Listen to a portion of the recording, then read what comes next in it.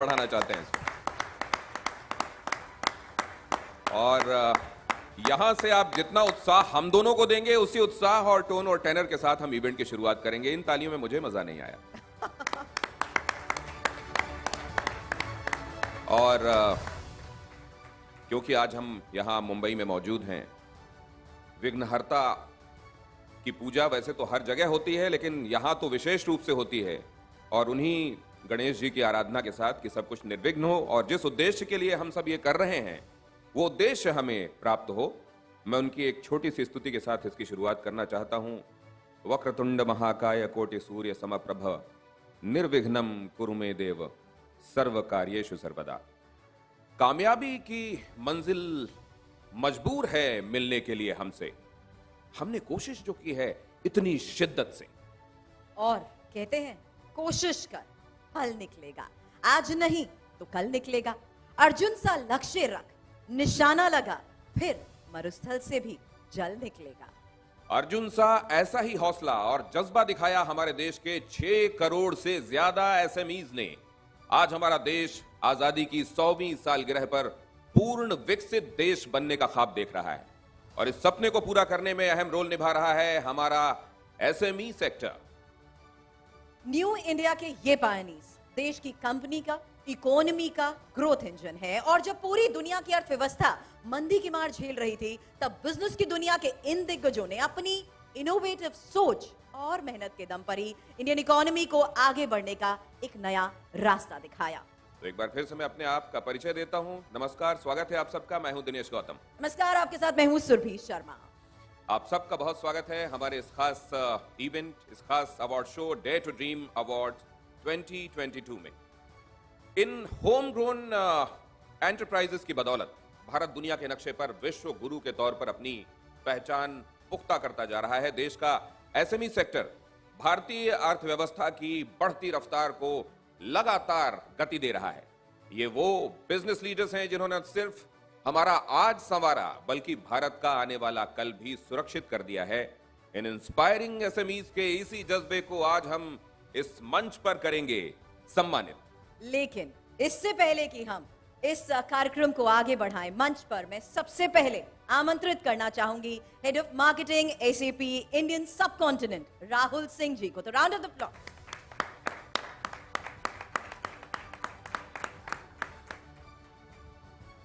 और इसके साथ ही मैं मंच पर बुलाना चाहूंगा एसएपी इंडिया की senior marketing director Nitika Das ji को। उनके लिए भी जोरदार तालियां प्लीज। आप दोनों का बहुत बहुत स्वागत है।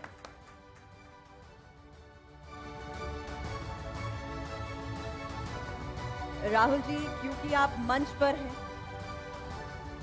मंच पर हैं तो ये मौका शायद हम सबके लिए बहुत खास हो जाता है। और अगर आज इस कार्यक्रम की शुरुआत में ही हम आपको सुने तो इससे और क्या खास हो सकता है। इन तमाम दिग्गजों के बीच आपकी प्रेजेंस, आपकी कही बातें सबके लिए बहुत ही बड़ा सोर्स ऑफ इंस्पिरेशन जरूर होंगी। लेकिन जब तक उनके पास माइक पहुंच रहा है सुरभि, मुझे एसएपी के इन दिग्गजों से बातचीत करने का मौका पहले मिलता रहा है क्योंकि इस अवार्ड सेरेमनी का इससे गुजरे हुए सालों में मैं हिस्सा रहा हूं। और एसएपी ने जिस तरीके से इनेबल किया है, एम्पावर किया है हमारे एसएमईज को, वो अपने आप में बेजोड़ है। लेकिन वो किस तरीके से बेजोड़ है, क्या खास किया है उन्होंने, ये उनसे बेहतर खुद कौन बेहतर बता सकता है। और इसीलिए मैं चाहूंगी कि अगर हमें सबसे पहले राहुल जी को सुनने का मौका मिले, और ये बहुत जानना जरूरी है हम सभी के लिए यहाँ पर, कि आखिर किस तरीके से डेयर टू ड्रीम अवार्ड्स के पीछे एक सोच रही है, उस सोच को कैसे आप अमल में लाए हैं, ये बता। तो सबसे पहले एसएपी की तरफ से जितने भी हमारे गेस्ट्स आज आए हुए हैं उनका स्वागत करना चाहूँगा। और टीवी 9 का धन्यवाद करना चाहूँगा इस पार्टनरशिप के लिए, और अपने सारे कस्टमर्स और पार्टनर्स का धन्यवाद करना चाहूँगा। तो देखिए, बड़ी कंपनियों की बात तो हर जगह होती है, उनको अधिकतर लाइमलाइट भी उनको मिलता है। तो 2018 में जब हमने इस मंच की शुरुआत करी तो ये आइडिया था कि एक ऐसा प्लेटफॉर्म बनाया जाए जहाँ पे उभरती हुई छोटी मिड साइज कंपनीज के सक्सेस को सेलिब्रेट किया जा सके और उनका जो रोल है इंडियन इकोनॉमी में जो कि बहुत क्रिटिकल है, उसको सेलिब्रेट किया जा सके। तो उस सोच के साथ ये शुरू हुआ था 2018 में। और पिछले साल जो हमारी थीम थी वो थी adversity to advantage, which was उस समय कोविड के दौरान इन कंपनियों का जो कभी ना हार मानने वाला जज्बा था और जो स्पिरिट थी उसको सेलिब्रेट करने के लिए वो थीम हमने चूज़ किया था। और इस साल जो जो हमारा थीम है वो है पाइनियर्स ऑफ न्यू इंडिया। ये उन्हीं कंपनीज को समर्पित है जो भारत के जो उभरता हुआ भारत है उसके ब्रांड एम्बेसडर्स बनेंगे, ग्लोबल ब्रांड एम्बेसडर्स और रिप्रेजेंटेटिव्स बनेंगे। इनफैक्ट ये वो कंपनीज है जिन्होंने भारत को आज एक ऐसी जगह पे लाके खड़ा कर दिया है जहां हम कह सकते हैं कि हम एक बहुत ही ऊंची और लंबी उड़ान के लिए तैयार हैं। Great sir. बहुत ऊंची और लंबी उड़ान के साथ हम तैयार हैं। और नितिका 4 सालों से डेयर टू ड्रीम अवार्ड्स के साथ जुड़ी हुई हैं और पिछले साल मैं इसका हिस्सा खुद था और नितिका के साथ बात करने का, उनसे पहली बार रूबरू होने का मौका भी मिला था। अभी तक का एक्सपीरियंस नितिका आपका कैसा रहा? नमस्कार दिनेश जी, आपका खुद का सफर 3 साल से डेयर टू ड्रीम के साथ जुड़ा है।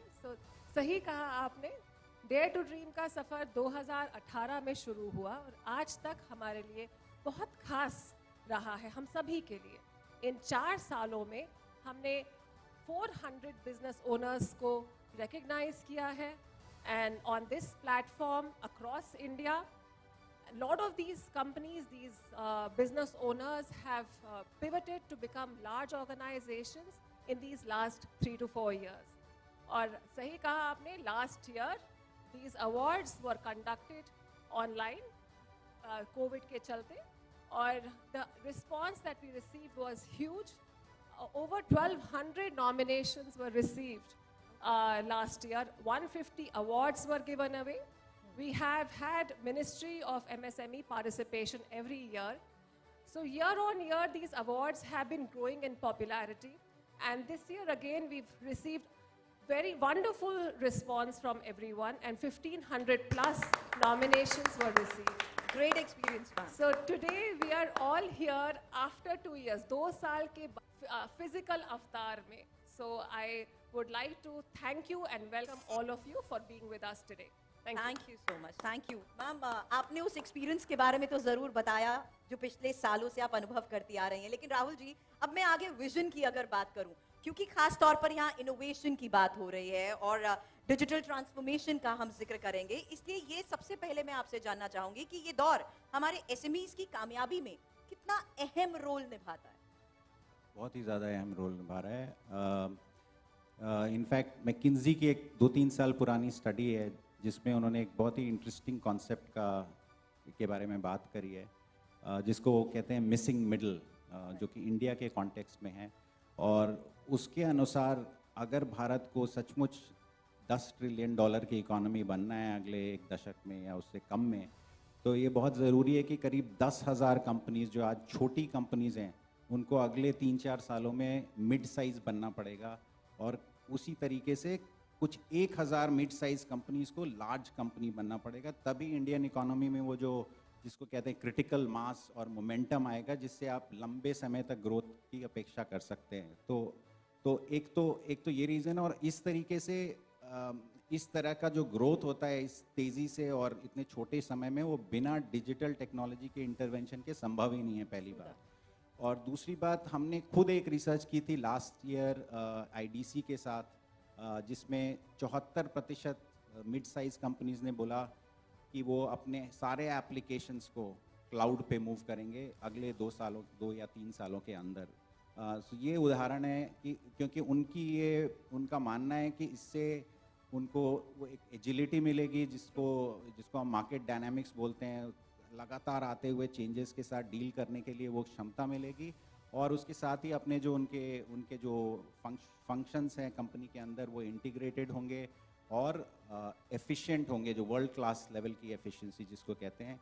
तो डिजिटल ट्रांसफॉर्मेशन का कोई विकल्प नहीं है। इनफैक्ट सवाल ये नहीं है कि मिड एसएमईज को डिजिटल ट्रांसफॉर्मेशन करनी चाहिए कि नहीं, सोच ये होनी चाहिए कि कितनी तेजी से कर सकते हैं। A good take from your views, sir. Thank you so much. Digital transformation हर एक इंडिविजुअल के लिए, हर एक इंडस्ट्री के लिए कितना ज़्यादा ज़रूरी। और कई लोग ये सोच रहे थे कि शायद कोविड के दौर में उस समय के लिए ये स्थिति होगी, लेकिन ये इरिवर्सिबल ट्रेंड बन गया है। बहुत धन्यवाद हम लोगों को एनलाइटन करने के लिए, क्या किया जा रहा है और आगे क्या होगा। बहुत शुक्रिया, बहुत धन्यवाद इस बातचीत के लिए। और मैं आप सबको बता दूं कि हमारे बीच हमारे आज के guest of honour Shri Bhanu Pratap Singh Verma यहां मौजूद हैं, minister of state, ministry of MSME, government of India. बहुत स्वागत एक बार फिर से उनका। और साथ ही हमारे बीच में है एसएपी इंडियन सब कॉन्टिनेंट के mid market and emerging business के वाइस प्रेसिडेंट राजीव सिंह जी।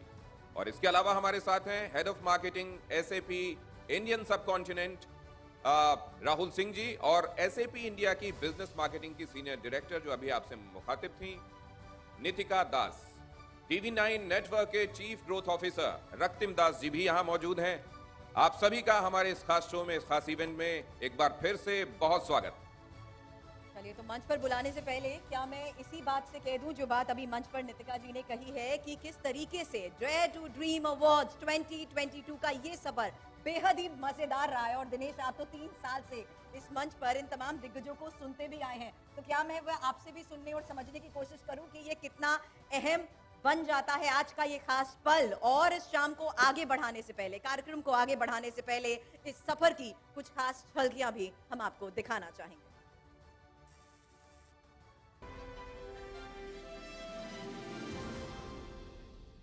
आज जब अमृत काल की पहली प्रभात है, तो हमें इस 25 साल में विकसित भारत बना के रहना है। अब संकल्प लेकर के मेरे साथ चल पड़िए साथियों। मेरा देश विकसित देश होगा, डेवलप कंट्री होगा।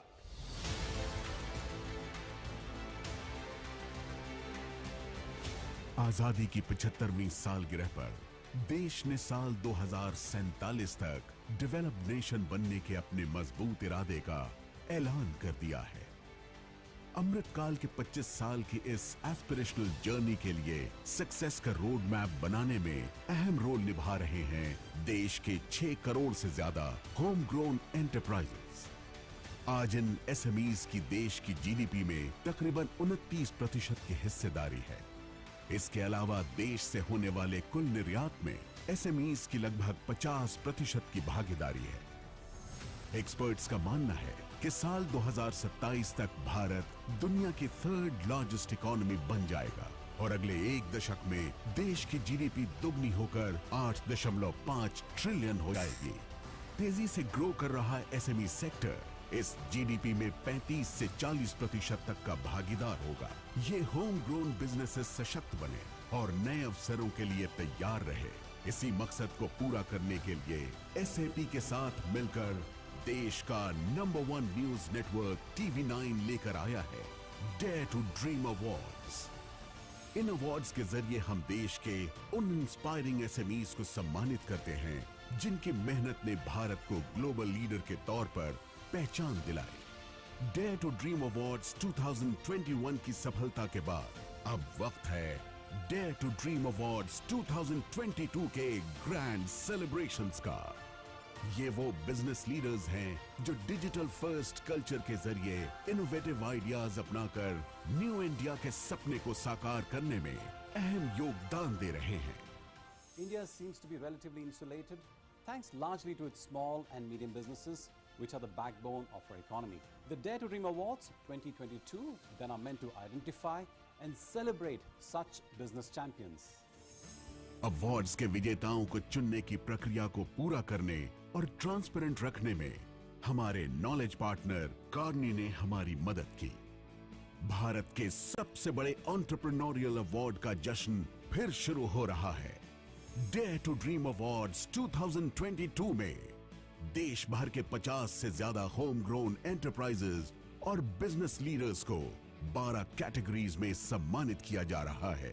तो तैयार हो जाइए इस मंच पर बिजनेस लीडर्स की कामयाबी को सेलिब्रेट करने के लिए डेयर टू ड्रीम अवार्ड्स 2022।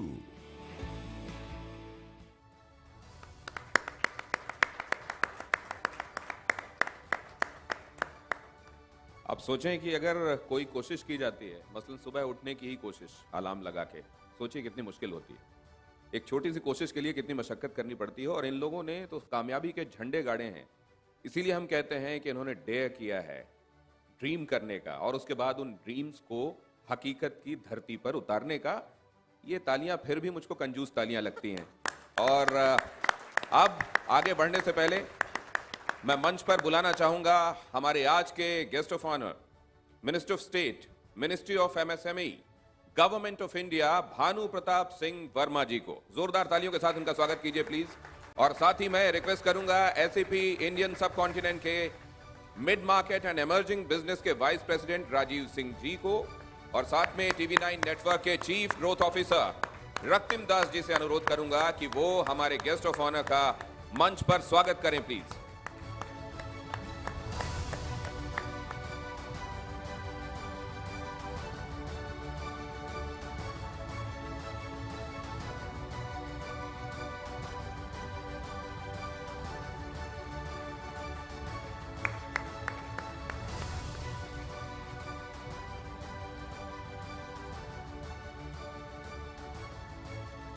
मैं गुजारिश करूंगी हमारे guest of honour MOS ministry of MSME government of India Bhanu Pratap Singh Verma ji से कि वो अपने शब्दों से हमारे देश के इंस्पायरिंग SMEs का हौसला जरूर बढ़ाएं और मार्गदर्शन करें कि कैसे सरकार अब कामयाबी के सफर में उनके साथ है।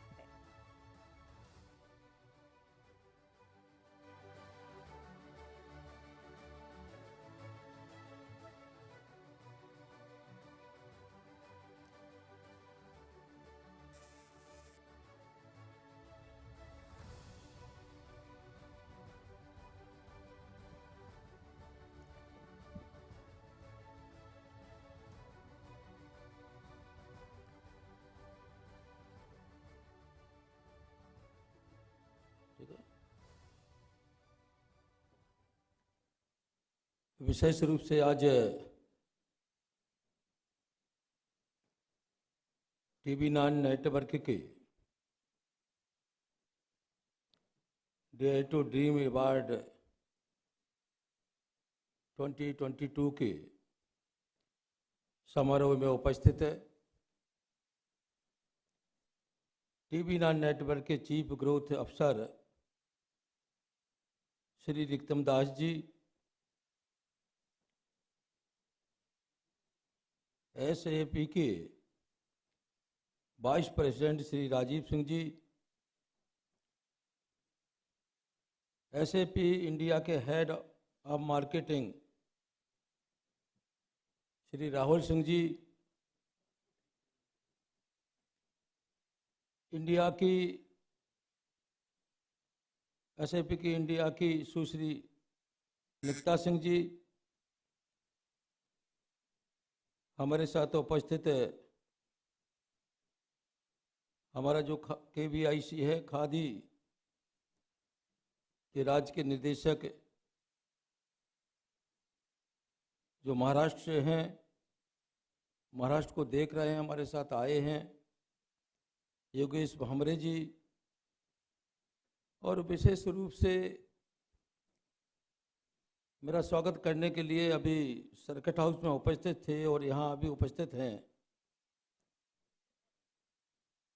राष्ट्रीय कोरी समाज महाराष्ट्र के प्रदेश अध्यक्ष श्री केदार दास लखेपुरिया जी, उद्योग जगत के सभी प्रतिनिधिगण, पत्रकार बंधुओं, भाइयों और बहनों,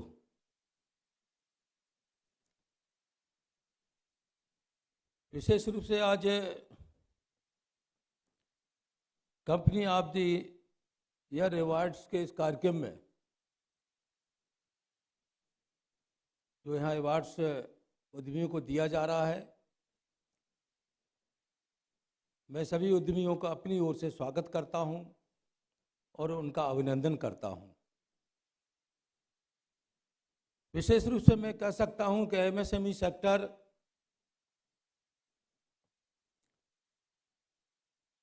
देश के विकास में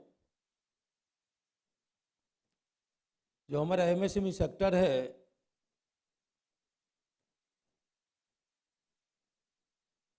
की जो देश भर में भूमिका है उससे सभी लोग परिचित हैं। इस भूमिका की व्यापकता का अंदाजा हम इस बात से ही लगा सकते हैं, जैसे कि हमारे बंधु बता रहे थे कि भारत में एमएसएमई सेक्टर में लगभग 12 करोड़ लोगों को रोजगार मिलता है और देश की कुल जीडीपी का लगभग 1/3 एमएसएमई क्षेत्र से आता है। विशेष रूप से हम सब लोग जानते हैं कि इतना ही नहीं, देश के निर्यात में भी एमएसएमई का योगदान करीब 50% के लगभग है। वो एमएसएमई ही है जिन्होंने हमारे देश के यशस्वी प्रधानमंत्री नरेंद्र भाई मोदी जी की अभूतपूर्व लीडरशिप में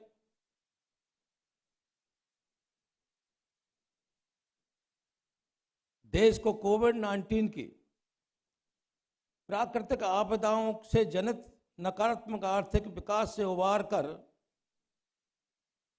आज विश्व की सबसे प्रमुख अर्थव्यवस्था बना दिया है। हमने देखा है कि हमारे प्यारे देशवासियों ने प्रधानमंत्री नरेंद्र भाई मोदी जी की वोकल फॉर लोकल और आत्मनिर्भर भारत की अपील को किस तरह से सिर आंखों पर लिया है और एमएसएमई सेक्टर को आगे बढ़ाते हुए भारतवर्ष को दुनिया के सारे देशों में सबसे ब्राइट इकोनॉमी बना दिया है। आदरणीय प्रधानमंत्री नरेंद्र भाई मोदी जी के आह्वान पर उन्होंने आह्वान किया था कि हमारी जो स्थानीय वस्तुएं हैं उसका उपयोग हम सबको करना चाहिए। उसकी जरूरत ही नहीं है बल्कि हम सबकी जिम्मेदारी भी है और यही हमारे विकसित भारत की ओर ले जाने वाला मार्ग है। प्रधानमंत्री के आह्वान के मूल में अगर हम गौर से देखें तो पाएंगे कि इसमें पंडित दीनदयाल उपाध्याय जी का एकात्म मानववाद का दर्शन, महात्मा गांधी जी का ग्रामोद्योग का पुनर्जीवित करने का प्रयास और वीर सावरकर के विदेशी प्रतिबद्धता के खिलाफ राष्ट्रीय उद्योग की रक्षा का सरकार द्वारा उठाए जाने वाला हर कदम में इन सिद्धांतों का सटीक मिश्रण है। हमारे देश में 2014 के बाद आम चुनाव के बाद ही एमएसएमई क्षेत्र को एक महत्वपूर्ण क्षेत्र के रूप में चिन्हित किया गया है, जिसमें आत्मनिर्भर भारत व मेक इन इंडिया के महान अवसर मौजूद हैं। यशस्वी प्रधानमंत्री के मार्गदर्शन में भारतीय सशस्त्र बलों की वृहद आधुनिकीकरण की आवश्यकताओं के साथ आत्मनिर्भर भारत के दृष्टिकोण से रक्षा क्षेत्र में भी स्वदेशीकरण के लक्ष्य को साकार करने की महत्वाकांक्षा को गति प्रदान की है। एमएसएमई नीतियों में व्यापक बदलाव व मेक इन इंडिया योजना के सफल क्रियान्वयन से आज भारत सरकार की नीयत और गंभीरता का अंदाजा भी सहज ही लगाया जा सकता है। एमएसएमई क्षेत्र के माध्यम से निर्यात को बढ़ावा देना हमारा प्राथमिक एजेंडा है, जिससे कि हम जल्द से जल्द कुल आयातक देश से कुल निर्यातक देश बन सकें। एमएसएमई मंत्रालय इस बड़े लक्ष्य की प्राप्ति के लिए कंधे से कंधा मिलाकर काम कर रही है। अब तक के सबसे बड़े उद्योगपोत और मेक इन इंडिया के तहत निर्मित पहले स्वदेशी विमान वाहक पोत INS विक्रांत में MSME का एक बड़ा योगदान इसका जीता जाता उदाहरण है। विशेष रूप से मैं कह सकता हूं कि MSME क्षेत्र में आज विशेष रूप से, जैसा कि हम लोगों ने कहा कि कोरोना काल में हमारे MSME क्षेत्र ने ही अपनी क्षमता के बल पर हमें उसे उबारने का काम किया है। जिस देश में कोई सैनिटाइजर नहीं थे, अन्य कोई उपकरण नहीं थे, लेकिन MSME क्षेत्र ने इन सारी चीजों को बनाकर हमारा कोविड महामारी की को हमारा देश झेल रहा था, उसे बड़ी सफलता के साथ उन्होंने इसे उसमें सफलता प्राप्त करने का काम किया है। और देश के ऐसे प्रधानमंत्री जी ने कोरोना काल में भी चिंता की। उन्हें लग रहा था कि हमारी जो छोटी छोटी यूनिटें हैं, छोटे छोटे हमारे उद्योग बंधु हैं जो अपने क्षेत्र में काम कर रहे हैं, क्षेत्र में काम करते हुए कोरोना काल की वजह से उनकी फैक्ट्रियां किसी कारणों से रुग्ण पड़ गई थी, किसी तरीके से बंद हो गई थी, किसी तरीके से वो अपनी कारीगरों को तनख्वाह नहीं दे पा रहे थे, तो देश के यशस्वी प्रधानमंत्री ने उसकी चिंता की और विशेष रूप से उन्होंने 3.5 लाख करोड़ रुपए इन MSME के जो सेक्टर हैं, अन्य उद्योग बंधु हैं, उनके लिए, उनकी सहायता के लिए पैसा देने का काम किया। और विशेष रूप से 3.5 लाख करोड़ ही नहीं, 3 लाख करोड़ ही नहीं, 1.5 लाख करोड़ रुपए और उन्होंने देने का काम किया। इस तरीके से उन्हें 4.5 लाख करोड़ रुपए ECLGS योजना के अंतर्गत ये पैसा दिया गया। और विशेष रूप से अभी 2022-23 का जब बजट पेश किया गया तो हमारी वित्त मंत्री जी ने उस 4.5 लाख करोड़ को बढ़ाकर उसमें 50,000 करोड़ रुपए और ऐड कर दिए।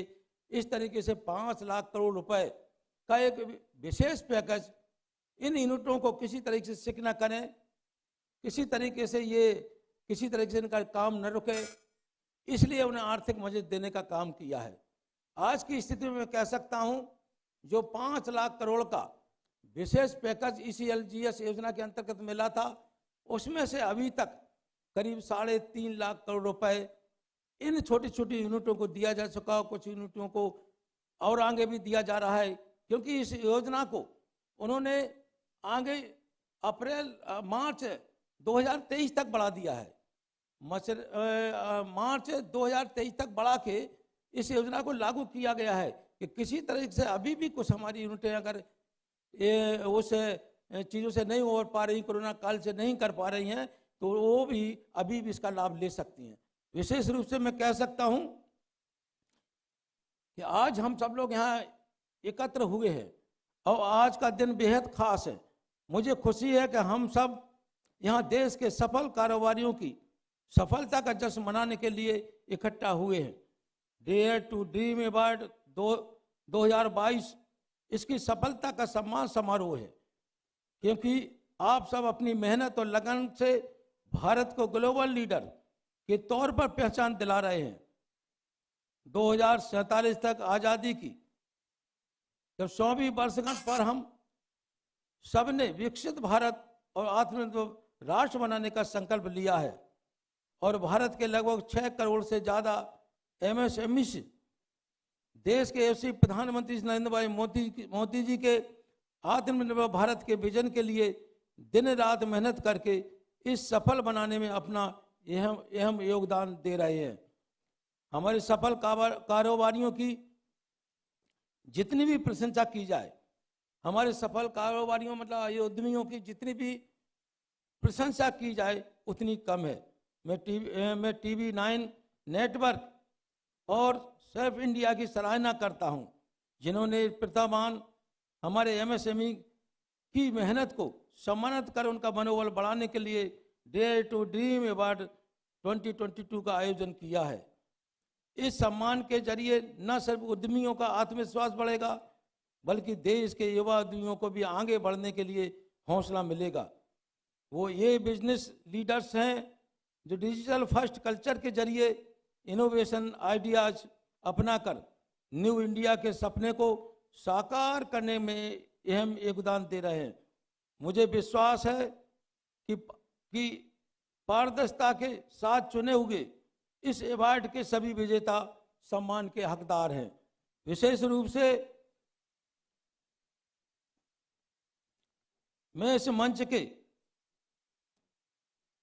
मैं आज इस मंच से सभी का आश्वस्त करना चाहता हूं कि भविष्य में एमएसएमई मंत्रालय श्री प्रधानमंत्री जी के विजन और नेतृत्व में आवश्यक ट्रेनिंग, क्वालिटी में उत्तरोत्तर सुधार व सघन R&D के माध्यम से अपने प्यारे देश को सूक्ष्म लघु और मध्यम उद्यमियों की सफलता के माध्यम से एक विकसित राष्ट्र बनाने में पूर्ण निष्ठा व बने से लगा रहेगा।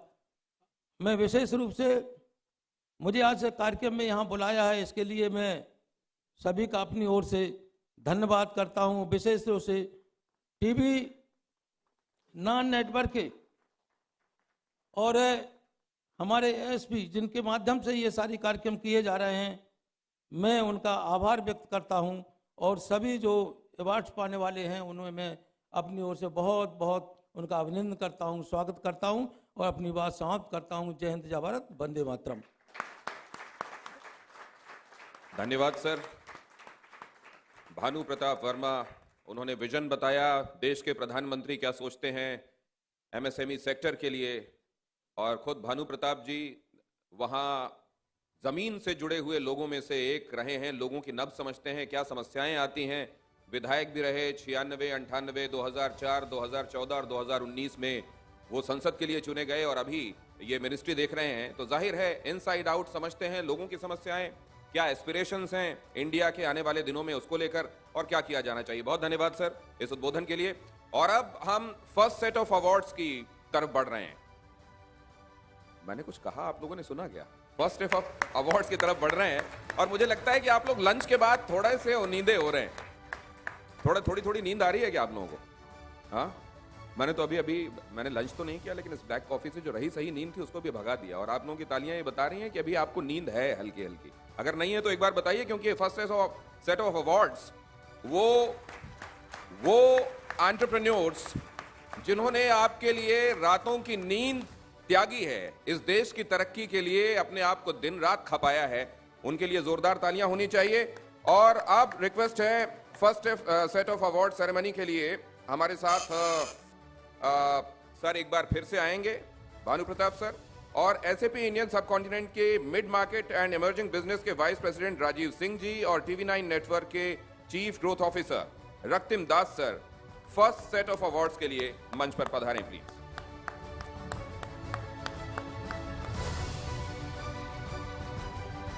और आप सबसे गुजारिश है कि बीचों बीच आ जाएंगे मंच के, प्लीज बीचों बीच, थोड़ा और इस तरफ आए मेरी तरफ। जी यहाँ पे धन्यवाद। और अब हम अपने आज के फर्स्ट सेट ऑफ अवार्ड्स की घोषणा करेंगे। और इस बीच आपको बता दें, इस अवार्ड में हमने डिफरेंट कैटेगरीज में कंपनी ऑफ द ईयर को चुना है। ये वो कंपनीज हैं जो भारतीय एसएमई सेक्टर को तरक्की का नया आयाम दे रही हैं। Company of the year life sciences के लिए हमने 2 कंपनियों को चुना है। पहली विजेता कंपनी है ब्रिंटन फार्मास्यूटिकल्स। ये एक इनोवेशन लेड भारतीय मल्टीनेशनल फार्मास्यूटिकल कंपनी है। कंपनी का मकसद रिसर्च से लेकर फॉर्मुलेशन डेवलपमेंट तक अफोर्डेबल प्राइसेस पर अपने सभी कस्टमर्स को क्वालिटी सर्विसेज देना होता है। आपको इस खिताब के लिए बहुत बहुत बधाई। मैं चाहूंगी आप प्लीज इन तालियों पर विराम ना लगाएं, तालियां बजती रहे, क्योंकि ये फर्स्ट सेट ऑफ अवार्ड्स की शुरुआत हो चुकी है।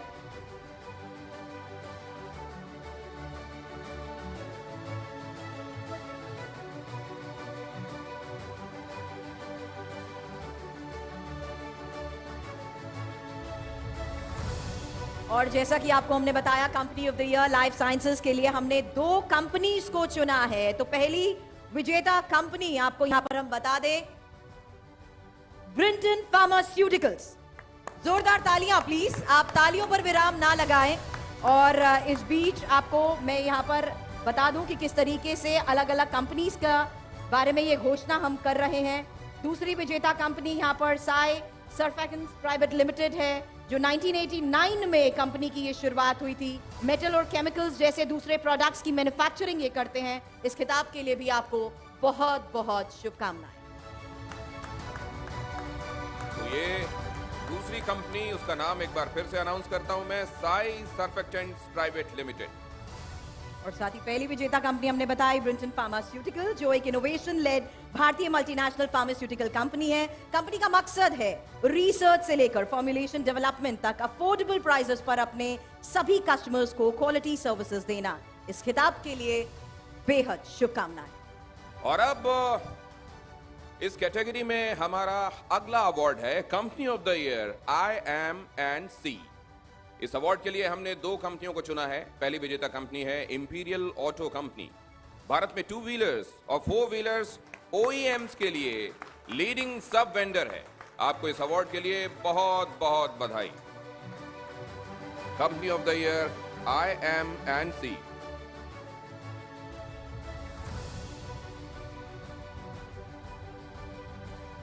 टू व्हीलर्स और 4 व्हीलर्स के लिए original equipment manufacturers, leading sub vendor. जोरदार तालियां।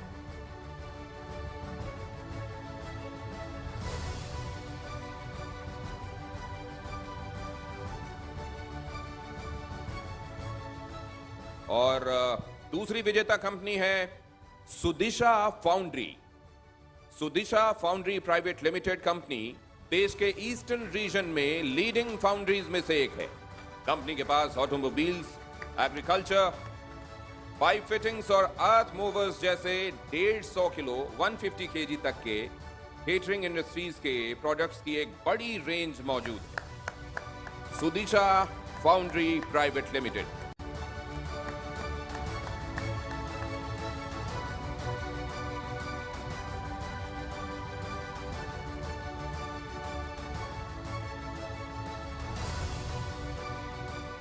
और इस कैटेगरी का अगला अवार्ड है company of the year CPG and retail, और इसके लिए भी हमने दो कंपनीज को चुना है। पहली विजेता कंपनी है pharma India private limited. Company CCTV security में पूरे देश में आज टॉप ब्रांड बन चुकी है और इंडियन स्टैंडर्ड्स और मार्केट रिक्वायरमेंट्स को ही ध्यान में रखते हुए ये company high quality video security products को मैन्युफैक्चर करती है। जोरदार तालियां।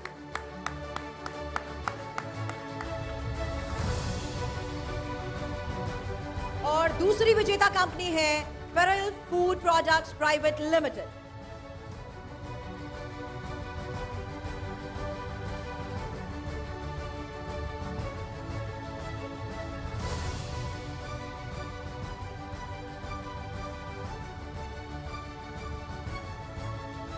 तो दूसरी विजेता कंपनी एक बार फिर से बता दें, pearl food products private limited. Quality of products, authenticity of taste और रिलायबिलिटी ऑफ मैन्युफैक्चरिंग प्रोसेस और कंसिस्टेंसी ऑफ फ्लेवर, ये वो 4 कॉर्नरस्टोन्स हैं जिन पर पेरोल ग्रुप विश्वास करता आया है।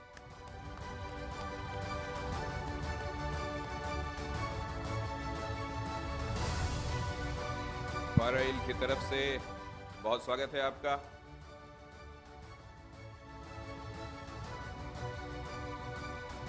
और जैसा हमने आपको बताया, pearl food products private limited, quality of products, authenticity of taste, reliability of manufacturing processes and consistency of flavours, ये 4 महत्वपूर्ण बातें जो इस कंपनी को यहां तक पहुंचाती हैं। आपको बहुत बधाई। और अब company of the year engineering construction and operations award के विजेता पंचशील रियलिटी।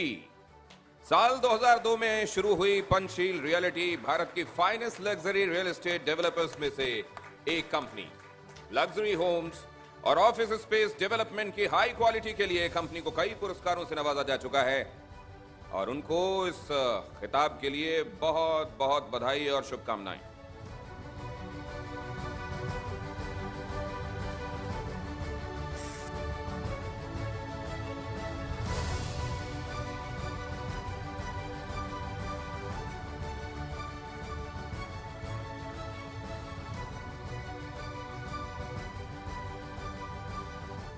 और अब company of the year chemical award की विजेता कंपनी है बेस्ट वैल्यू केम। ये कंपनी फ्रेग्रेंस और फ्लेवर इंग्रेडिएंट्स के मामले में भारत की लीडिंग मैन्युफैक्चरर्स में से एक है और कंपनी की तरक्की का अंदाजा भी आप इसी बात से लगा सकते हैं कि आज एक्सपोर्ट मार्केट की कुल बिक्री का कंपनी लगभग 80% कवर करती है। जोरदार तालियां अवार्ड के लिए भी बेहद शुभकामनाएं।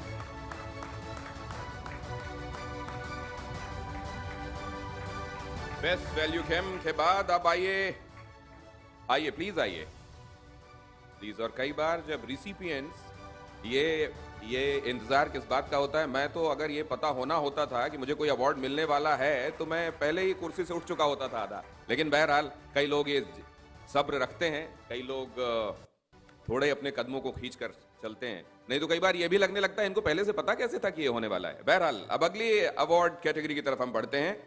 Education institute of the year का अवार्ड आपने नाम किया है IIT बॉम्बे ने।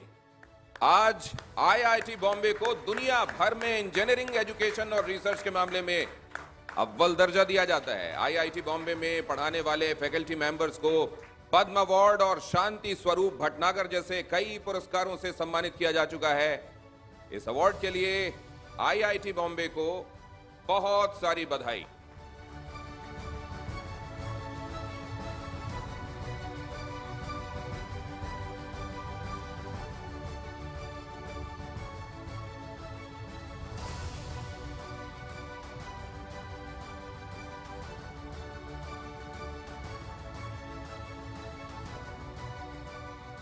और company of the year award का खिताब अपने नाम इमेजिन मार्केटिंग लिमिटेड बोट ने भी किया है। ये कंपनी इस वक्त भारत की टॉप ऑडियो और वेयरेबल ब्रांड है। Company smart watch, wireless speakers, earphones, headphones और स्टीरियोस के साथ साथ ईयरबड्स और साथ ही इन सब के अलावा कई तरह के इलेक्ट्रॉनिक ऑडियो प्रोडक्ट्स बनाते हैं। हालांकि कंपनी अपनी क्वालिटी प्रोडक्ट्स के लिए ही कस्टमर्स के बीच सबसे ज्यादा फेमस भी है।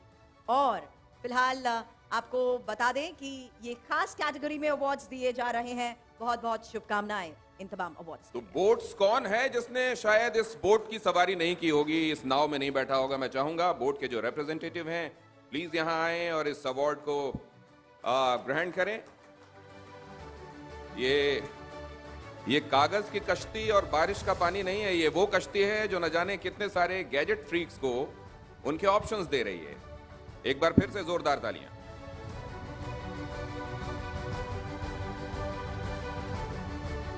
और अब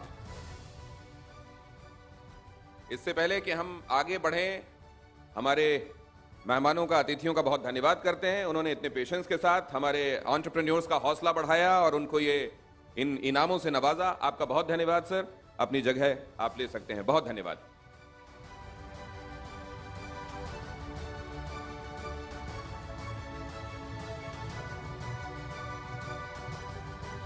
Should we move ahead, Dinesh? Yeah. Okay. So, digital transformation देश की तरक्की की राह तैयार कर रहा है। भानु प्रताप जी बहुत धन्यवाद। आपने अपना कीमती वक्त निकाला और आप यहां आए, आपने अपना कीमती वक्त हम सबके साथ साझा किया। आपका बेहद शुक्रिया। MSME सेक्टर के लिए आने वाले दिनों में सरकार की तरफ से और ज्यादा इनिशिएटिव्स देखने को मिलेंगे। एंटरप्रेन्योर्स की तरफ से मैं यही विशेष मंत्री महोदय के सामने रख सकता हूं और इसको लेकर मैं यही कह सकता हूं आमीन। आप सबके लिए ईज ऑफ डूइंग बिजनेस की बात बहुत सारी होती है, लेकिन कई बार उसके बावजूद हम कई तरह की हर्डल्स फेस करते हैं और उद्यमियों से बेहतर कोई नहीं जानता कि वो किस किस तरह की परेशानियां होती हैं। आने वाले दिनों में ईज ऑफ डूइंग बिजनेस, ये फ्रेज सही मायनों में जमीन पर उतरे, इसी कामना के साथ आइए इस अवार्ड सेरेमनी में आगे बढ़ते हैं। डिजिटल ट्रांसफॉर्मेशन, देश की तरक्की की राह डिजिटल ट्रांसफॉर्मेशन से तैयार हो रही है। डिजिटल ट्रांसफॉर्मेशन के जरिए इनोवेटिव आइडियाज अपनाकर एसएमईज सस्टेनेबिलिटी, कॉम्पिटिटिवनेस और कस्टमाइजेशन को बेहतर ढंग से समझकर अपने गोल्स आसानी से अचीव कर सकते हैं। डिजिटाइजेशन कैसे हमारी इकोनॉमिक प्रोग्रेस को बढ़ाता है, कैसे पावर हाउस बनने की तरफ आगे ले जाता है, इसी पर हम खास बातचीत करेंगे इस सेशन में। और इसके लिए मैं यहां बुलाने वाला हूं खास लोगों को। मंच पर आमंत्रित कर रहे हैं हम सेशन के मॉडरेटर, TV9 कन्नड़ा के managing editor R. Sridharan ji को, और इस सेशन में हमारे खास मेहमान होंगे Sucheta N Shah, executive director Atlas integrated finance limited, और Rajiv Singh, vice president mid market and emerging business SAP Indian subcontinent. इसके अलावा नॉलेज पार्टनर कार्नी के राहुल मिश्रा जी भी को भी मैं यहां आमंत्रित करता हूं।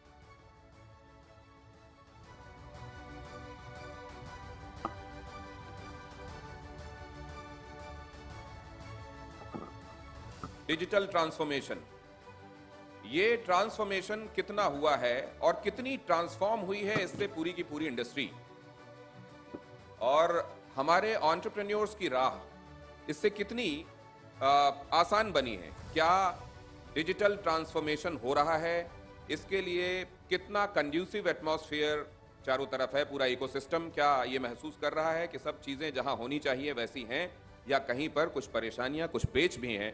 आइए इस बातचीत के जरिए समझने की कोशिश करते हैं। All your sir.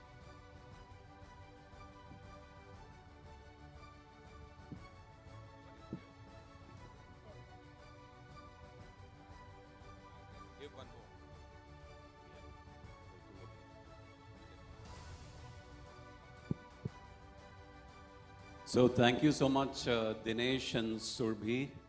I must say that wherever this wonderful pair of hosts get to any event, they fill the room with energy, amazing energy. God bless you both. Thank you.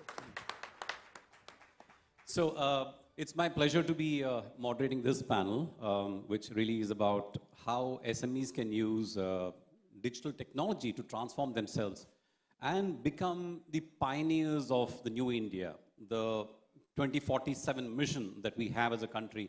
How do we get there? So I'm going to be switching between Hindi and English a little bit. So I hope you'll bear with me.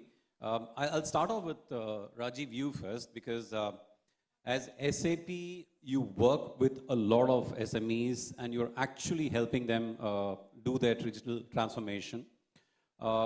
The first question is, which comes to mind, which I'm sure a lot of people here would also probably would be wondering. Transformation sounds like a big, scary word. If I'm an SME, I'm a proprietor-driven company, what do I even make of it?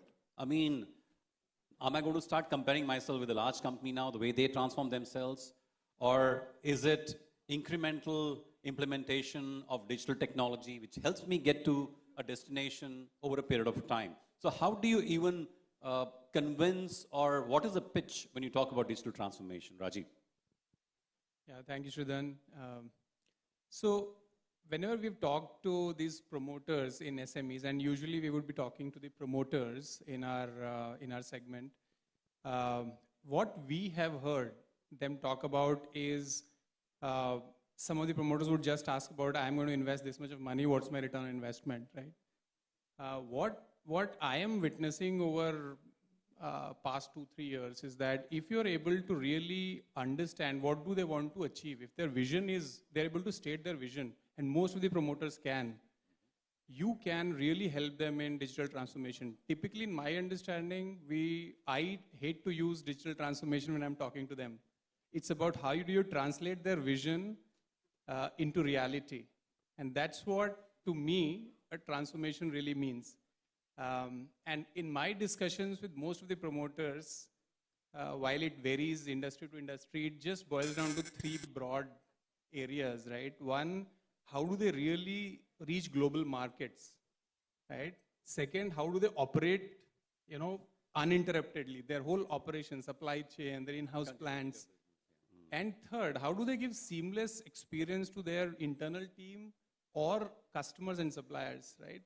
So these are broad 3 themes which have emerged. Of course, the priorities vary industry to industry, but if we are able to translate these into reality, I think that's what transformation for us, that's how we define transformation for our customers. Great. So I think that's a pretty convincing kind of a logic to sell to SMEs. Let me come to you, Rahul. As Kearney, obviously you are working across sectors and across sizes of companies, big and small, from the largest to probably even a medium-sized company.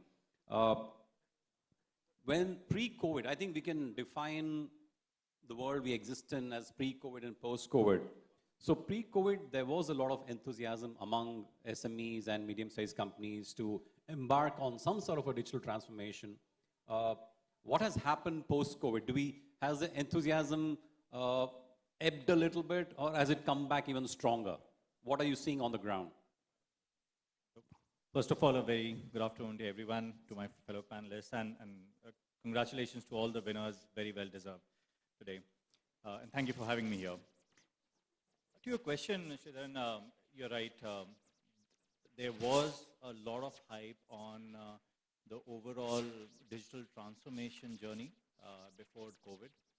And I'm not sure if there's a bit of distortion you're getting on. That's okay, that's working. Just hold it closer to your mouth. Okay. Yeah. Hold it closer to your mouth. Yeah. Just before COVID, people had started thinking about investing in digital. And the idea was to take this as a concerted effort, right? We did a fairly comprehensive exercise defining the digital transformation roadmap for one of the industries. Mm-hmm. When COVID happened, the focus shifted on some of the more existential issues of the business. Now, as businesses have stabilized, volumes have picked up across sectors as momentum has come back and people are back to work, the focus is now again on where will the next wave of growth come and where should my next investment dollar go.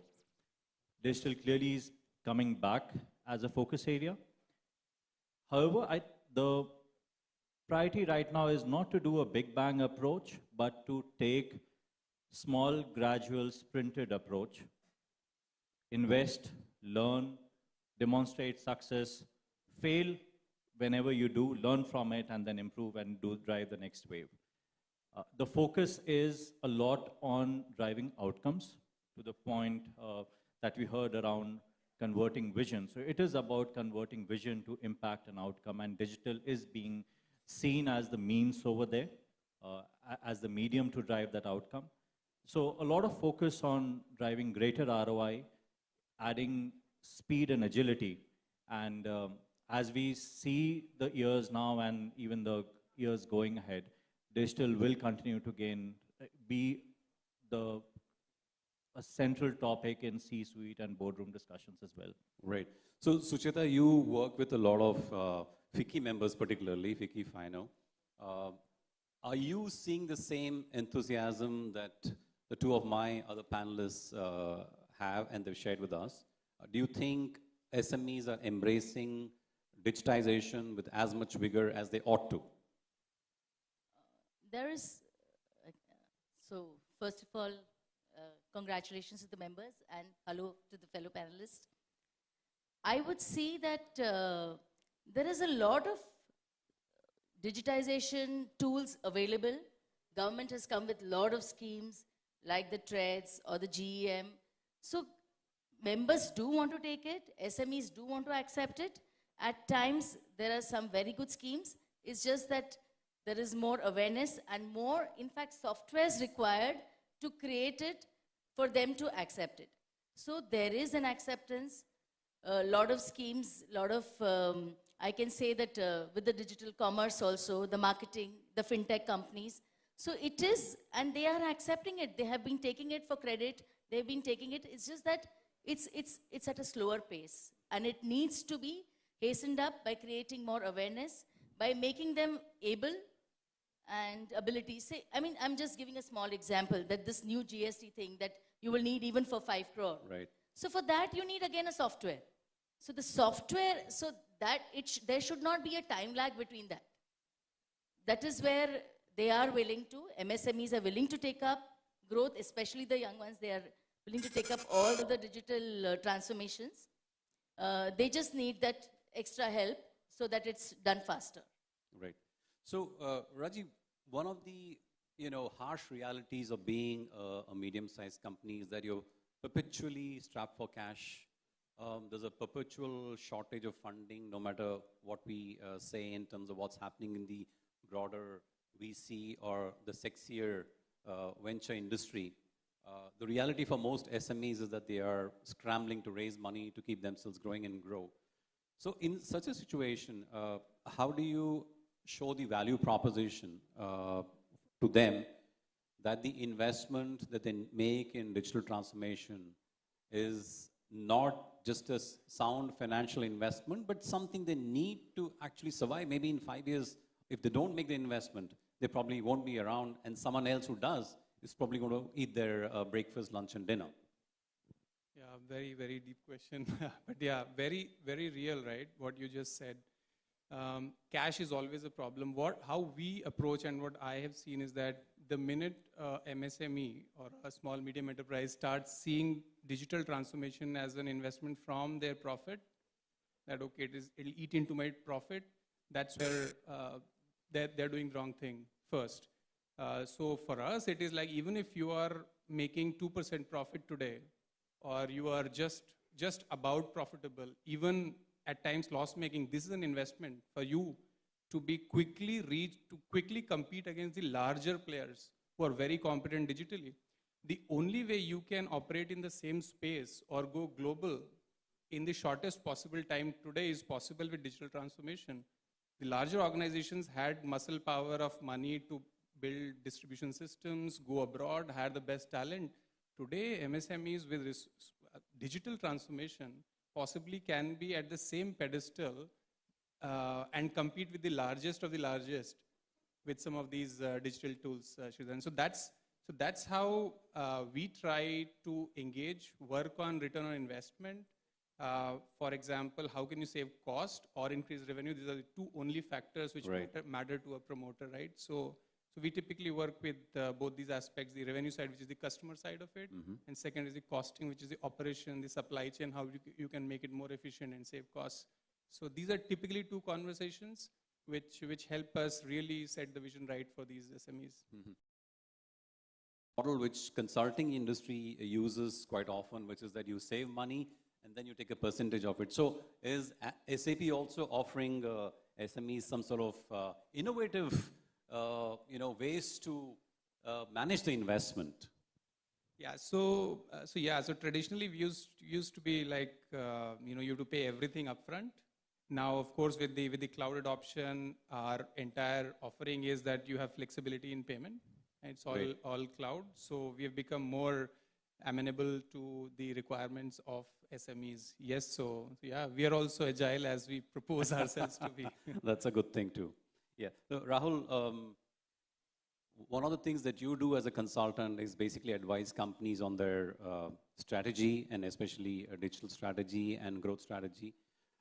What is an optimal roadmap that a medium-sized or a small company should adopt when it comes to digital transformation? What are the stacks that they should perhaps first look at before they go on to the more complex parts of the business and organization? So it all starts with an understanding of where the organization is currently, which is where my capabilities are, what gives us the right to play and the right to win in the market. Having understood that, where do we want to really excel? You can't be a rock star in all dimensions of the business. You need to strategically decide, is it market? Is it on the product side? Is it on the customer experience? Is it just on operational and supply chain flexibility and operating a very lean operations, low inventory levels and things like that? What are my top 2 or 3 priorities? And then really deciding what is the shortest and the fastest path to realize those outcomes. So if it is about inventory and I need end-to-end traceability and transparency across my supply chain, do my current technology platforms enable that, or do I need to first prioritize my investments so that I start getting visibility? A lot of these journeys first start by saying that, look, I don't have the data. So in many cases, and especially legacy organizations who've been traversing this journey from traditional IT to now thinking about digital, it's about, do we have the right data, and is there one version of truth in terms of that data? And then it is about how do we make sense of that data and use it to take on time, smarter, right business decisions to take this forward. So I would say it's starting point, what are my key strength areas, signature strengths, where do I want to prioritize, and then what should be a phased investment to do that. I don't think we are in a time where people are looking at big bang investments, invest and wait for 2 years and hope to see success at the end of that 2 years. That kind of patience and time horizon and investments businesses are not keen to do. So, Sucheta, I had a question for you. Companies like SAP are there to help you along, with your digital transformation, but the reality at the end of the day is that the people who need to use those technologies to actually realize the full potential of those technologies, especially in the SME kind of an environment, aren't probably the savviest. It can be a little formidable for them. So what has been your experience, and how would you recommend that SMEs deal with that training aspect? It's not a very complicated thing. It's probably a training issue that people need to be made aware, and you handhold them while they get through the process for the initial few months. How would you suggest that SMEs should deal with this issue of training their own people to work in a new digitized manner so that the company can really leverage the potential of technology? So ease of doing business also includes ease of operating the software. Because it is very difficult at times that they are not able to, for small, there are the MIS, the little information, the reports, because just for a small snack, they are not aware that where to go, and then they wait for the software providers to come. So maybe this has to be the liaison between the software provider and the company, that these are the reports we will be requiring, these are the, for whatever the administration purpose, for the growth purpose, for different. So maybe all that has to be included while installing the software, and at that time the training has to take place, and even at regular intervals, because people change, employees change. So that needs to, and with the growth, the new schemes coming up. So there is a snag at times which they are not able to take up. So that operating software, it has to become much easier. It's required. And not just training, hand-holding, but at availability.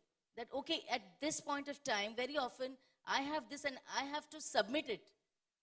So then at that point of time, if that availability is not there, somebody has to be there to answer. That's, I'm just putting it very simply, but that's there. So Rajiv, do you hear that often? So how do you solve that problem for your clients? So that's very, very interesting. It's very common, right? Especially after pandemic, right? The whole resource requirement has gone beyond control, right? So the costs of resources has gone skyrocketed, at least in digital transformation we are seeing in our world. So the scarcity of resource is a problem, right? So what we are doing, and I'm guessing most of the industry is also doing, is that what we are doing is that we have taken up this role. We have tied up with various regional associations, right? Trade associations. We have tied up with government of Orissa, government of Telangana, Andhra Pradesh, done MOUs where we are digitally skilling the workforce, right? So we are training students out from college and ensuring that the workforce is available for this kind of requirement. And our endeavor, while it is on SAP products, but it's beyond that. In other Code Unnati as a program that we run, we are digitally making 1 million digital literates, especially girl child. So what we are saying is that there is a funnel. These people who will be digitally literate, who are underprivileged, who are 13, 14, 15 today, they should be able to run the Excel sheets and the Word documents. And then as they graduate, they become first data entry operators, etc., and then they graduate to larger. So digital literacy and skill availability is a big mission that we have taken up, Shridharan. Yes. Rahul, you wanted to add a point, I think. I think with digital investment, it's become all the more important that it's not just a separate team which knows and understands digital, but the business in general becomes digitally savvy. Our legacy way of thinking in organizations has been that knowledge needs to flow from top to bottom. The supervisors will train their people. We've seen apprenticeship models.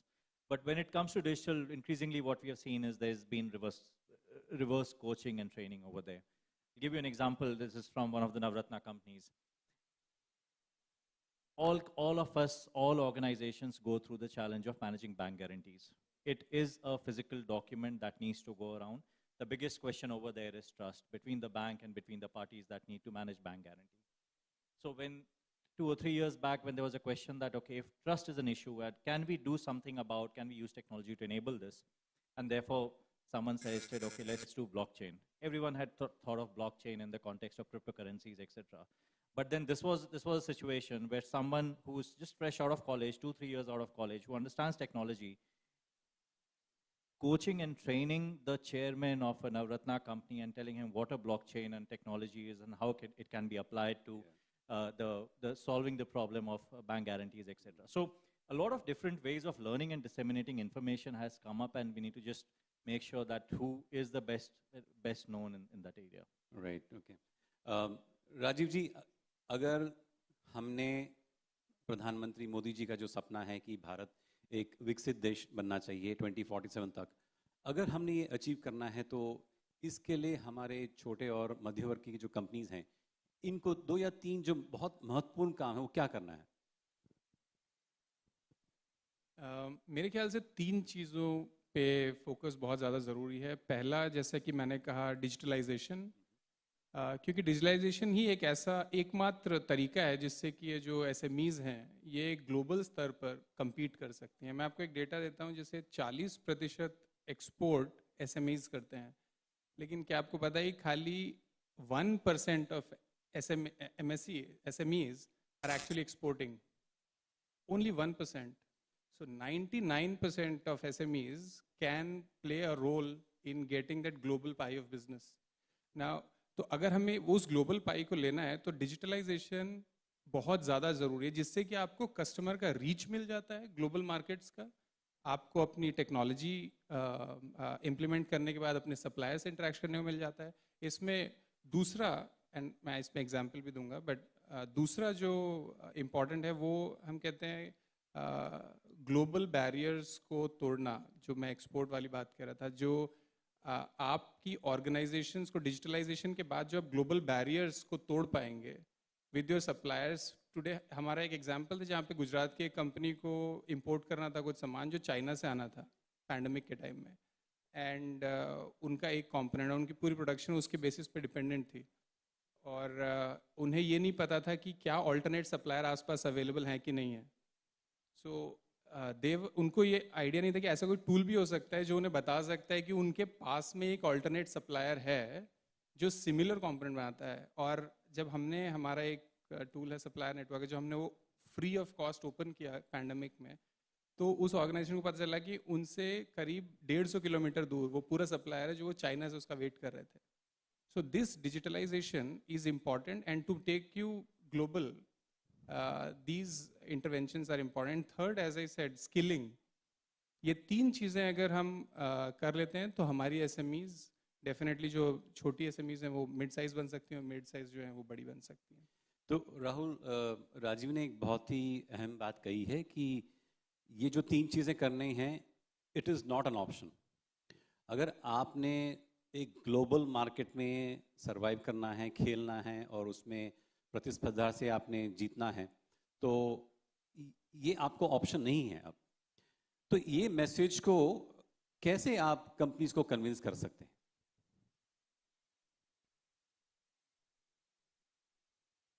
पहली चीज़ तो जो भी ये investment digital में हम बात कर रहे हैं, टेक्नोलॉजी में कर रहे हैं, ये थियोरेटिकल या किताबी बात नहीं लगनी चाहिए। लीडरशिप से लेकर के शॉप फ्लोर पे जो एक कर्मचारी है, एक वर्कर है, उसे ये लगना चाहिए कि इससे मेरा काम कैसे बेहतर हो सकता है, इससे मेरे आए दिन के काम में क्या इस पे इम्पैक्ट होता है। उसी का जिस काम को करने में मुझे एक शिफ्ट लगता था, क्या उसे मैं आधे शिफ्ट में कर सकता हूँ। जो प्रोडक्ट हम बना रहे हैं उसकी क्वालिटी क्या बेटर हो सकती है। जो हमारा मशीन मेंटेनेंस के लिए अगर 4 घंटे 8 घंटे बंद रहता था, क्या हम वो काम कम डाउन टाइम ले सकते हैं, कम मेंटेनेंस ले सकते हैं। सो हमारे हर दिन के बिजनेस पे क्या इम्पैक्ट होगा, ऑपरेटिंग परफॉर्मेंस वाइज, पैसे के टर्म्स में क्या इम्पैक्ट होगा, वो लोगों को समझ में आना चाहिए। दूसरी चीज ये सोचना कि डिजिटल किसी और का काम है, कोई और हमारे लिए कर देगा, मेरा काम तो मशीन चलाना है, ये नहीं है। आज के समय में डिजिटल और उसका जो एक इंटरसेक्शन जिसे कहते हैं एक साथ आना, कि हमारे पुराने जो काम करने के तरीके हैं वो और नई टेक्नोलॉजी का क्या उनका ओवरलैप है, कैसे एक साथ आ रहे हैं और क्या इम्पैक्ट हो सकता है, कैसे उसको अच्छे तरीके से यूज़ कर सकें, वो सोचना बहुत ज़रूरी है। जिस भी ऑर्गेनाइजेशन में, जहाँ भी ऑर्गेनाइजेशंस ने डिजिटल जर्नी या डिजिटल ट्रांसफॉर्मेशन या डिजिटल इन्वेस्टमेंट्स के बारे में सोचा है, वहाँ ये काम कुछ 8-10 लोगों के ऊपर नहीं छोड़ा गया है। ये जिसे कहते हैं छोटे छोटे कोर ग्रुप्स बनाना, टैग टीम्स बनाना, हर डिपार्टमेंट, हर फंक्शन में उसे पर्कुलेट कराना, वो इम्पॉर्टेंट हो जाता है कि हर एक आदमी अपने अगल बगल देखे और सोचे कि ठीक है, ऐसा क्या है जो मैं और बेहतर कर सकता हूँ, अच्छे से कर सकता हूँ, और जिससे कंपनी को फ़ायदा हो सकता है, मेरे आए दिन के काम में इम्पैक्ट हो सकता है। सुचेता जी, एक जो मुद्दा राजीव जी ने उठाया था वो स्किलिंग पे है। इस पे फिक्की जैसी संस्था और जो सरकार है, बोथ सेंटर पे और जो स्टेट पे सरकार है, वो एक बहुत ही अहम भूमिका निभा सकते हैं। तो आपके नज़र में सरकार या फिक्की जैसी संस्था को कैसे हेल्प करना चाहिए एसएमईज को? नहीं, बहुत, they say that we can work with them on the skilling centers and we do that also, that is not, but I would say कि digital transformation ज़रूरी है, but with a human touch. What has happened is अभी ये, in fact with the government there are 137 schemes for MSMEs, which is finance, marketing, skilling, technology, software. पर ऐसा भी है कि जब सर्वे करते हैं तो क्या आता है, these are all the impediments to the growth. So then where is the link? The link has to be there. It is just the awareness and that digital transformation. We are, of course, not just us, everybody is willing to work with the government on all the schemes. And skilling is, of course, the most important, because not only can they become entrepreneurial, but they can help in getting good jobs also. So it's both ways. But sirf ye nahi hai, there are so many other possibilities for that also. So that is, it is there, and there are centers being opened. We are helping people, so that is always there. Right. So I think that's an important point Sucheta made, Raji, which is like technology with a human component. So we have to convince people that technology is not going to displace people. It's not going to make them redundant or jobless. I think for a lot of people, that would be a genuine fear, a valid fear. How do you address that when you meet your clients and customers, potential customers? Yeah, I think those fears were pre-pandemic, I should say. Now people have realized, but this was definitely a fear, right? That it'll replace jobs at large scale, especially in the public sector departments. That's a big fear. In enterprise, but the fact, when you look at the macro, right, what we are seeing is that automation has not reduced jobs factually. And maybe Rahul will just help us with that. I will be asking him that. Yeah, but the whole automation, AI, ML, that all we're talking about, it was a big fear 3 years back that it'll reduce a lot of jobs, the robotics, etc. But actually, it has not impacted jobs at all. The jobs have been created in other areas, right? So the whole automation, the software has started booming up. So on the whole, the job scenario has not gone down. But coming to the point, for an enterprise, for an SME, is it an important topic? Of course, for them, it's about cost, right? First, if they can repurpose that same person for a better job, higher yield from the same workforce, I think that is much better for them. So this digitalization is actually helping them to repurpose that headcount to a better return. So I think that's been handled to a large extent, Sridhar. Right. So Rahul, companies usually get in consultants when they don't want to do the difficult job themselves. So what has been your experience in terms of automation? Does it actually lead to job losses, or like Rajiv said, you're actually able to repurpose some of your people to do even more value-added activities, higher skill activities? I agree with what Rajiv is saying, that the apprehension that automation will lead to job losses, I think to a large extent is misplaced, I'd say. It does lead to a change in the mix of job and the skills that are needed. There are some skills that will become redundant. Simple example, there are plants that we worked with, manufacturing setup, where purely for the warehousing and the loading unloading operation. When the truck would come, someone would make a register entry. From register, someone would punch. There'd be one person who would punch in from register to Excel. Someone would take that Excel, upload it in SAP, because the organization has invested in SAP on all of that. Now with technology, the ability to put barcodes, scans, and all of that, a lot of those things become, that register entry and Excel entry becomes redundant, right? Technology enables that. But at the same time, because the organization has invested in newer technology, new solutions, it is the same set of people who understand warehousing operations. They are expected to say that, hey, look, now if we are using a barcode solution, if we have RFID-based solution, you understand how our warehouses operate, and now that we've got the technology, what is the best way? So can you learn, can you apply it in your context and just make sure and demonstrate that? So it's placed an ask on people to upskill themselves. The investments have placed a requirement for newer skills to be developed, and therefore we need that skill from the ecosystem and the partners that we work with, and even within the organization, right? So I guess it changes the mix, but not really leads to attrition. Right. Sucheta, you want to add a point? Yeah, no, I was just saying that one most important thing we forget is that we save time. And administration is much, much easier with digital transformation. So what happens is actually they can contribute to the growth of the company and think more towards expansion and growth rather than spend more time on administration and so that is also one of the major factors when it comes to digital transformation. Right. So, you know, I would like to give one example which will probably drive home the multiplier effect of technology, the way it did in the financial service industry, which is like when earlier the mindset was if it's a privately held company, the promoter would, you know, take some money out of the company, you know, it was a reality of life. But once they understood that they can actually, if you're a public listed company, that I can get a better multiplier on the PE of my stock, if the money stayed within the company, it could give me 10 times of, you know, or 15 times of that profit. 1 rupee becomes 15 in market value.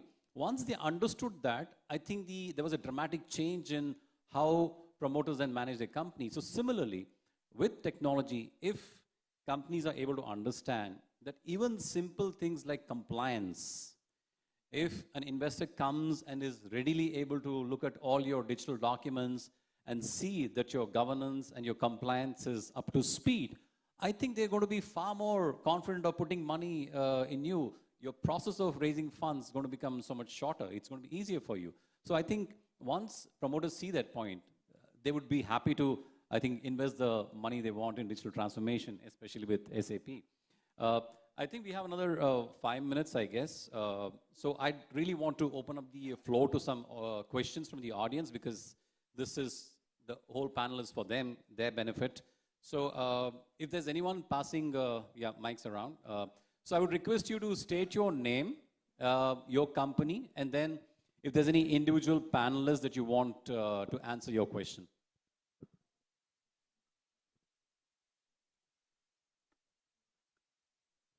Can someone give him a mic, please? Yeah.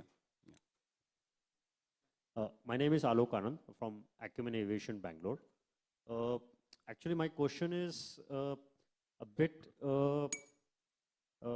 see, when we talk digital transformation, part of it is to shift from a legacy software to new tech software also. Because it's not about just digitization. A lot of companies, legacy companies, are using old software, right? Which you want to upgrade. So my question is, and it's for general panel, anyone please can kindly answer it. What is the biggest impediment do you face when you advise a customer to move from legacy to new age tech? Because the techs are very different now. The world has moved on, and like for us, when we do that, we find that as a challenge. So I want to know what you do to overcome that. And what do you think can actually incentivize the company and moreover the employees to move on from legacy tech to new age tech? That's a good question. Rajiv, you want to take that? And maybe Rahul, you can just add a quick bit. Yeah. I think Rahul can add as well. So this is a very classic problem for what we call it as the problem of change management, right? Which is the inertia from having a system which is running for you and doing 80% of the job to a decision where maybe you can reach 150%, but then you have to take that step of changing, right? It's a very classical problem faced by most of the organizations who are on their growth path. See, for us, our experience is the way to tackle this is it has to be the vision, as I said, vision has to come from top down. If the topmost team, the board, is sold on that vision of transformation and change, everybody aligns. And that's been our experience from a digital transformation point of view. It can never be bottoms up. And that's what Rahul sometime back was also talking about. Right? So we try to basically set this or tell this vision to the topmost promoter or the board members, CFOs, promoters. And then if they are bought onto that idea that this is what benefit that they will get, then everything it's then their job is to really plan, strategize, execute on what should be my training, change management schedules, what should be my, periodic interventions with flyers, with mailers, etc. And that's a whole strategy around it, right? Yeah, that's my two bit cents on it.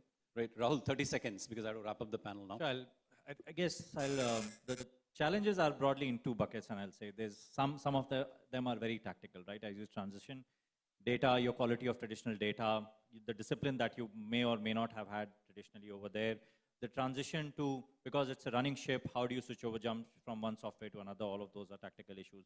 I guess people end up being the biggest challenge over there, just the inertia on this. Organizations, the first thing on digital transformation they do is create a dashboard or an MIS, right?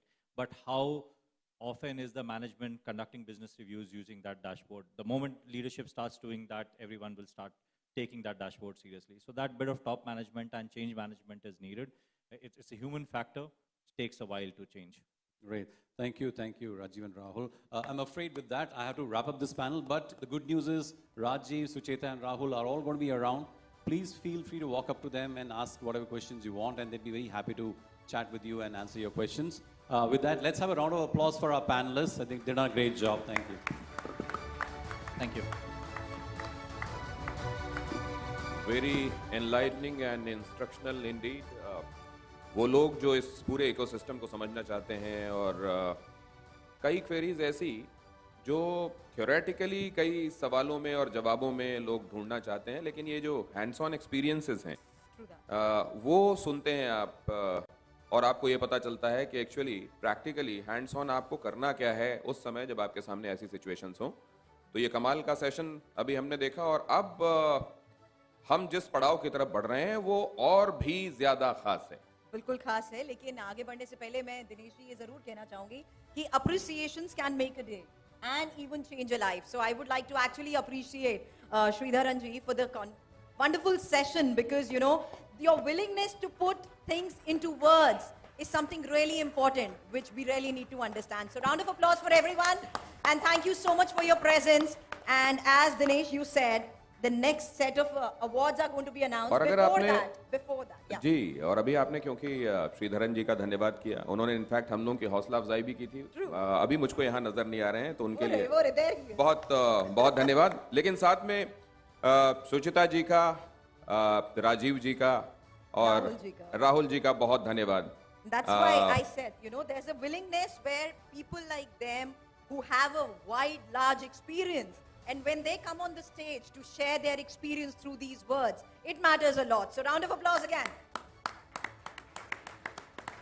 Okay, तो हमारे साथ अब यहाँ पर मौजूद है Uday Samant, Minister of Industries, Government of Maharashtra. Round of applause, please. हम आपका बहुत-बहुत स्वागत करते हैं इस खास शो में सर। और अब मैं मंच पर बुलाना चाहूंगी एडिटर कन्वर्जेंस दीप उपाध्याय को। Welcome to you, Deep, as well. Please be here with us. Join us on stage. Maharashtra के इंडस्ट्री मिनिस्टर आपके सामने मंच पर मौजूद हैं और TV9 भारतवर्ष, TV9 ग्रुप के एडिटर कन्वर्जेंस यहाँ उनका स्वागत कर रहे हैं। हम सब की तरफ से मिनिस्टर महोदय को ये बुके उनकी तरफ से दिया जा रहा है। बहुत स्वागत है सर आपका। Exactly.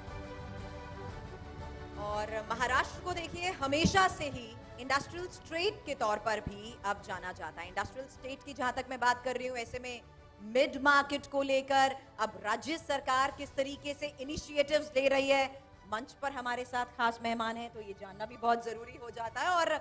और खास बातचीत अब उदय सामंत के साथ करने वाले हैं। इस सेशन को मॉडरेट करने वाले हैं Dinesh Gautam, senior executive editor TV 9 Bharatvarsh. Over to you Dinesh. Deep sir, बहुत धन्यवाद स्टेज पर आने के लिए। अपनी जगह लें और आप नीचे जाएं। उससे पहले एक छोटी सी बात मैं आपसे करना चाहता हूं। उपचेक, अभी आपने मंत्री महोदय का स्वागत किया। ओवरऑल आपको इकोसिस्टम कैसा दिखाई दे रहा है एसएमई सेक्टर का, और कितना कितना प्रॉमिसिंग आने वाले दिनों में देखते हैं आप इसको?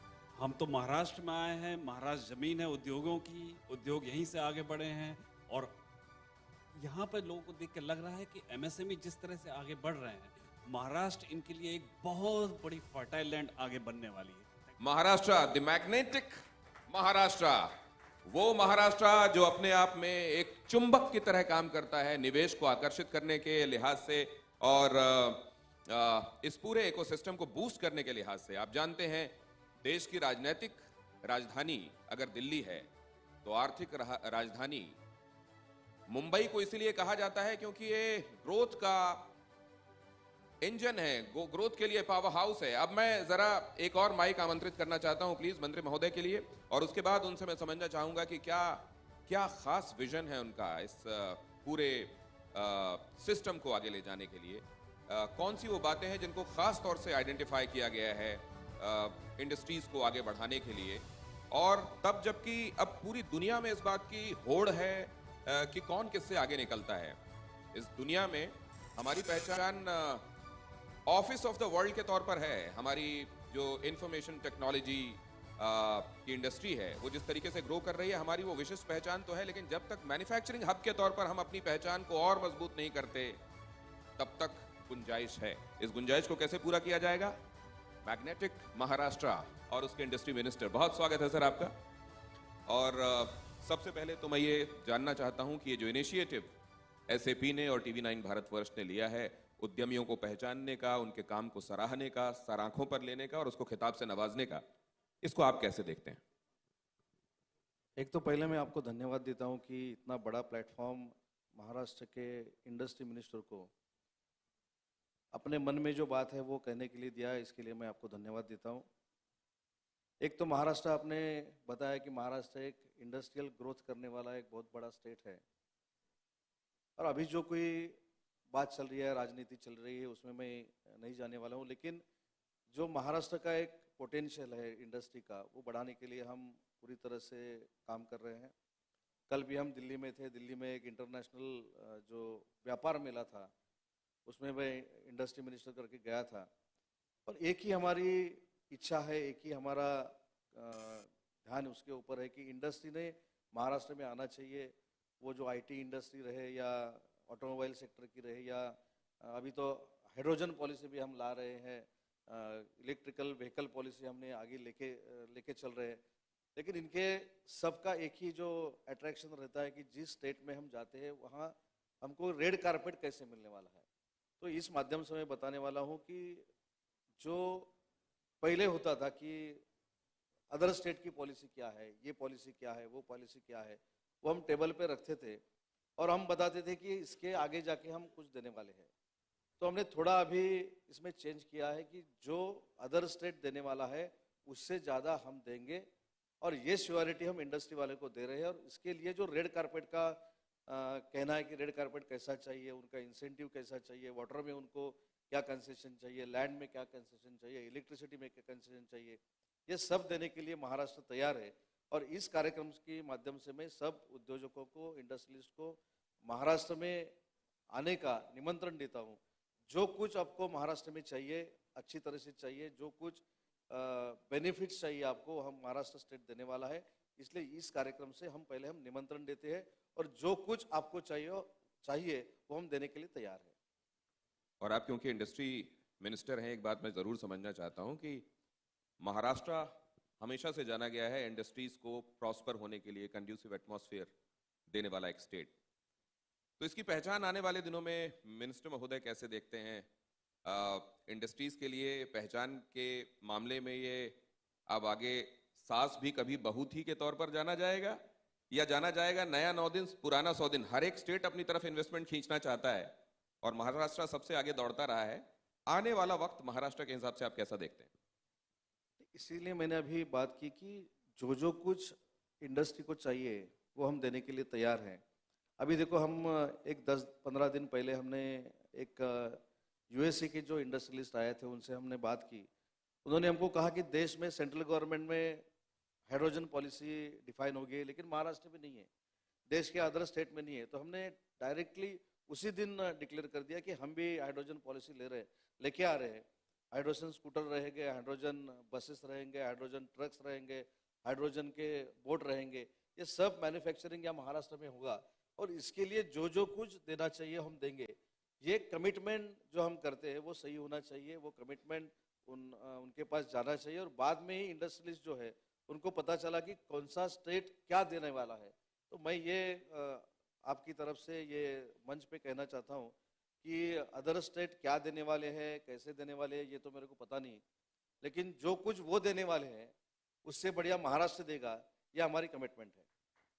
ये उम्मीद इसलिए भी की जाती है क्योंकि जब डबल इंजन की बात की जाती है और ग्रोथ इंजन की बात की जाती है तो एसएमईज के लिए अगर ये ग्रोथ इंजन महाराष्ट्र रहा है तो अब डबल इंजन वाला एडवांटेज आपके साथ है, तो अब आपसे और भी ज्यादा उम्मीदें हैं। इस बात को भी आप समझते होंगे।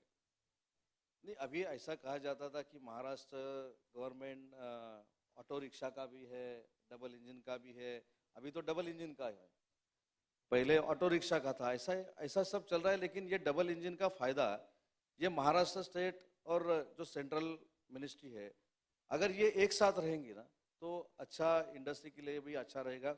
अभी यहाँ आने से पहले मैं कॉस्मोस इंडस्ट्री जो है उनके साथ हमने एक मीटिंग ली थी। उन्होंने हमको ये बात हमारे ध्यान में उन्होंने लाके दी कि हम एक मीटिंग चाहते थे, वो 1 बरस नहीं हुई।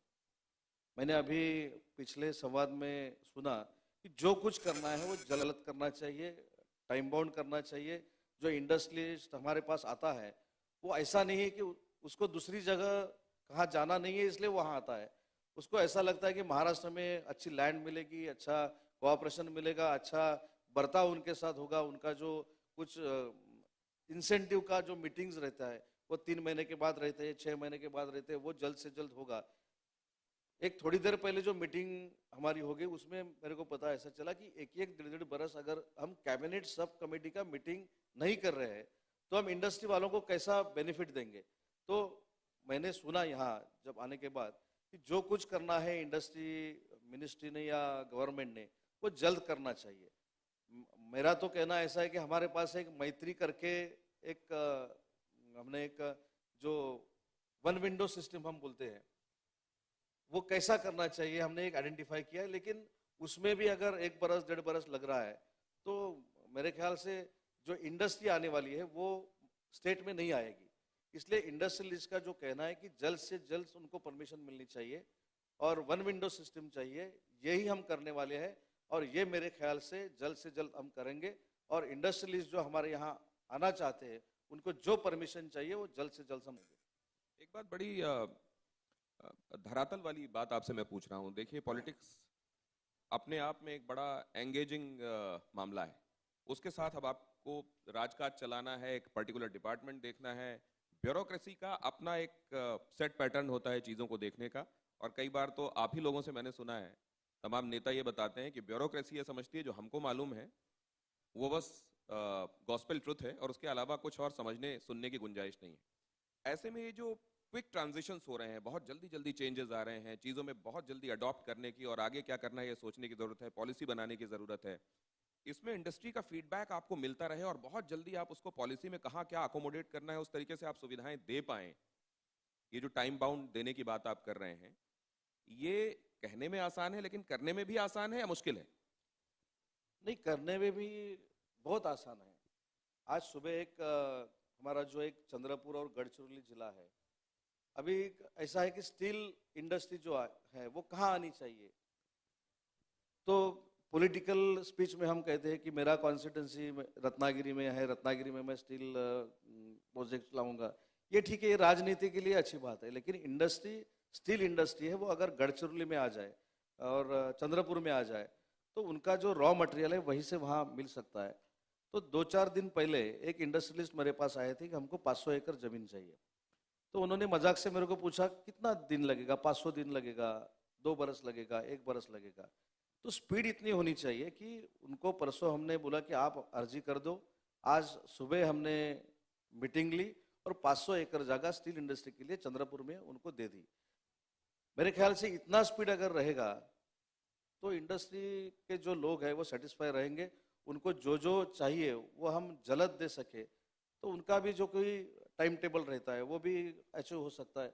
इसलिए मैंने एक उदाहरण दिया, ऐसा हम एक इंडस्ट्री के लिए नहीं, हर इंडस्ट्री के लिए कर रहे हैं। जो 500 करोड़ की रहे, 50 करोड़ की रहे, 50,000 करोड़ की रहे, सबको अगर एक पाइपलाइन में हम जल्द से जल्द कर सके तो उनको फायदा होगा।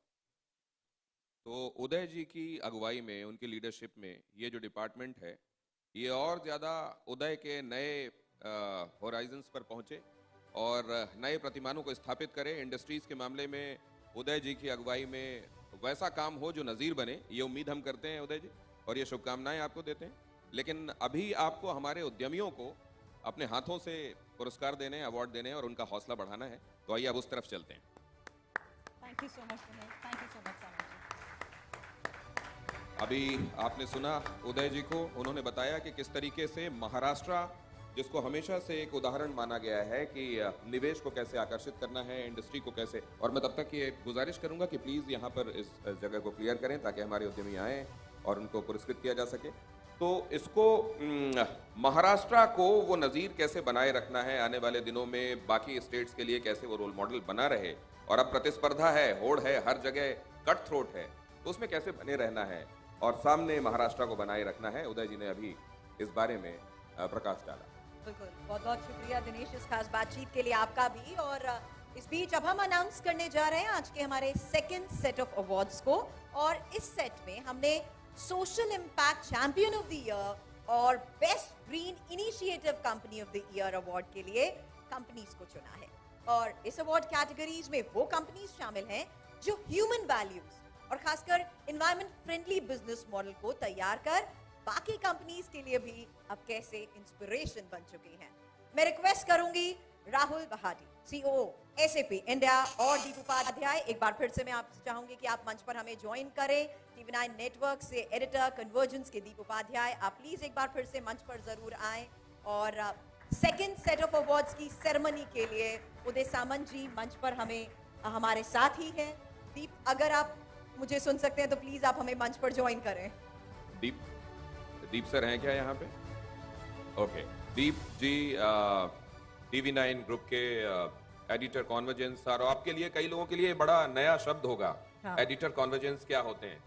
एडिटर कॉन्वर्जेंस वो होते हैं जो आज डिजिटल, क्योंकि हम यहाँ डिजिटल ट्रांसफॉर्मेशन और डिजिटल टेक्नोलॉजी की बात कर रहे हैं, तो डिजिटल में मीडिया का जो इकोसिस्टम है और टेलीविजन अभी तक जिस तरीके से चला आता रहा है, उसका कॉन्वर्जेंस, वो दोनों नदियां आकर कहाँ आपस में मिलती हैं वो देखना और उसका ऑप्टिमम तरीके से इस्तेमाल करना लोगों की बेहतरी के लिए, ये उन एडिटर महोदय का काम होता है। लेकिन जब तक हम उनका इंतजार कर रहे हैं तब तक क्या हम अवार्ड्स की तरफ आगे बढ़ सकते हैं सुरभि? बिल्कुल आगे बढ़ते हैं, क्योंकि best green initiative company of the year south का खिताब अपने नाम किया है मैकविन टेक्नोलॉजीज इंडिया प्राइवेट लिमिटेड ने। बता दें 2017 में ही बेंगलुरु में कंपनी की शुरुआत हुई थी। We were eagerly waiting for you and want you to join us on stage for this set of category of awards. And फिलहाल कंपनी के बारे में जिस तरीके से हम आपको बता रहे हैं, EV Motors, solar water pumps और कंट्रोलर्स के इंजीनियरिंग और मैन्युफैक्चरिंग में एक पायनीर के तौर पर भी जानी जाती है। ये सेट ऑफ अवार्ड्स की जिस तरीके से हम ऐलान कर रहे हैं, अलग अलग कंपनीज के बारे में यहाँ पर हम आपको बता रहे हैं, और साथ ही best green initiative company of the year south का खिताब आपने देखा Macwin technologies India private limited को गया। और उसके बारे में मैं परिचय दे दूं कि 2017 में बेंगलुरु में ये कंपनी की शुरुआत हुई थी। Company EV motor, solar water pumps और कंट्रोलर्स की इंजीनियरिंग और मैन्युफैक्चरिंग में आज एक पायनियर के तौर पर जानी जाती है। बहुत बहुत शुभकामनाएं इस अवार्ड के लिए सर। आप please come in the centre.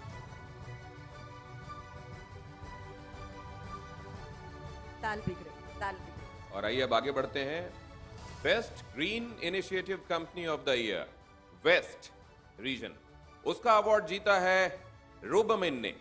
Company metal recycling, speciality chemicals, metal intermediates, mining, industrial gas production, mineral exploration और engineering services provide करती है. और best green initiative company of the year का ये खास अवार्ड दिया जा रहा है. Round of applause please. Rubamin की तरफ से बहुत बहुत स्वागत है आपका.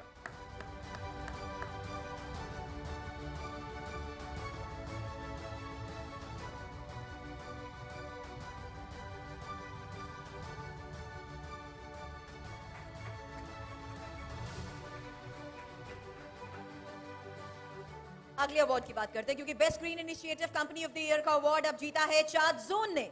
अपने कस्टमर्स को 100% इलेक्ट्रिक और सस्टेनेबल साथ ही रिलायबल अर्बन मोबिलिटी सॉल्यूशंस ये कंपनी देती है और कंपनी कस्टमर्स की टाइम वैल्यू को भी बखूबी समझती भी है.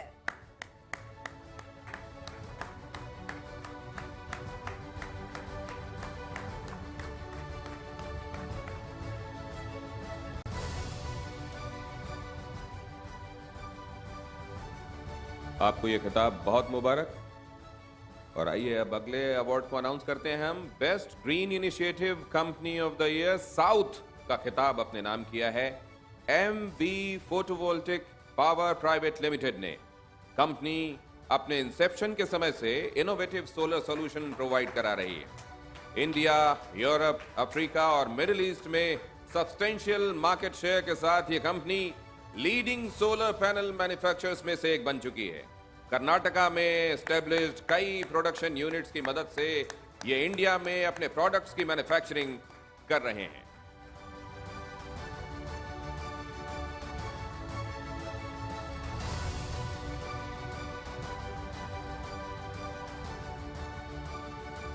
Congratulations. अब best green initiative company of the year east का अवार्ड जीता है Vikram solar.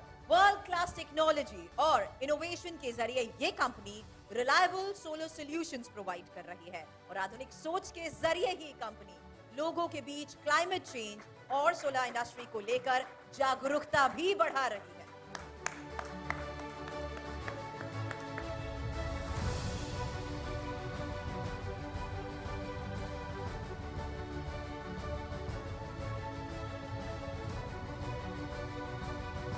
Company of the year CPG and retail का अवार्ड अब अनाउंस करते हैं. यह अवार्ड जीता है ग्लोबल स्टोर्स ने. Company of the year award का खिताब अपने नाम किया है इमेजिन मार्केटिंग लिमिटेड ने. ये एक बार फिर से मैं घोषित कर दूं, बोर्ड के संदर्भ में आपने ये सुना कि ये कंपनी इस वक्त भारत के टॉप ऑडियो और वेयरेबल ब्रांड्स में से एक है.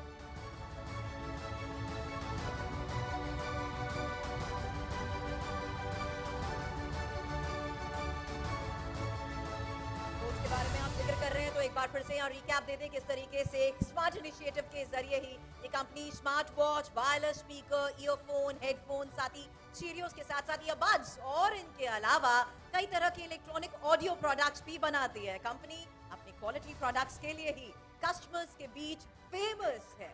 इस खिताब के लिए आपको बहुत बहुत शुभकामनाएं.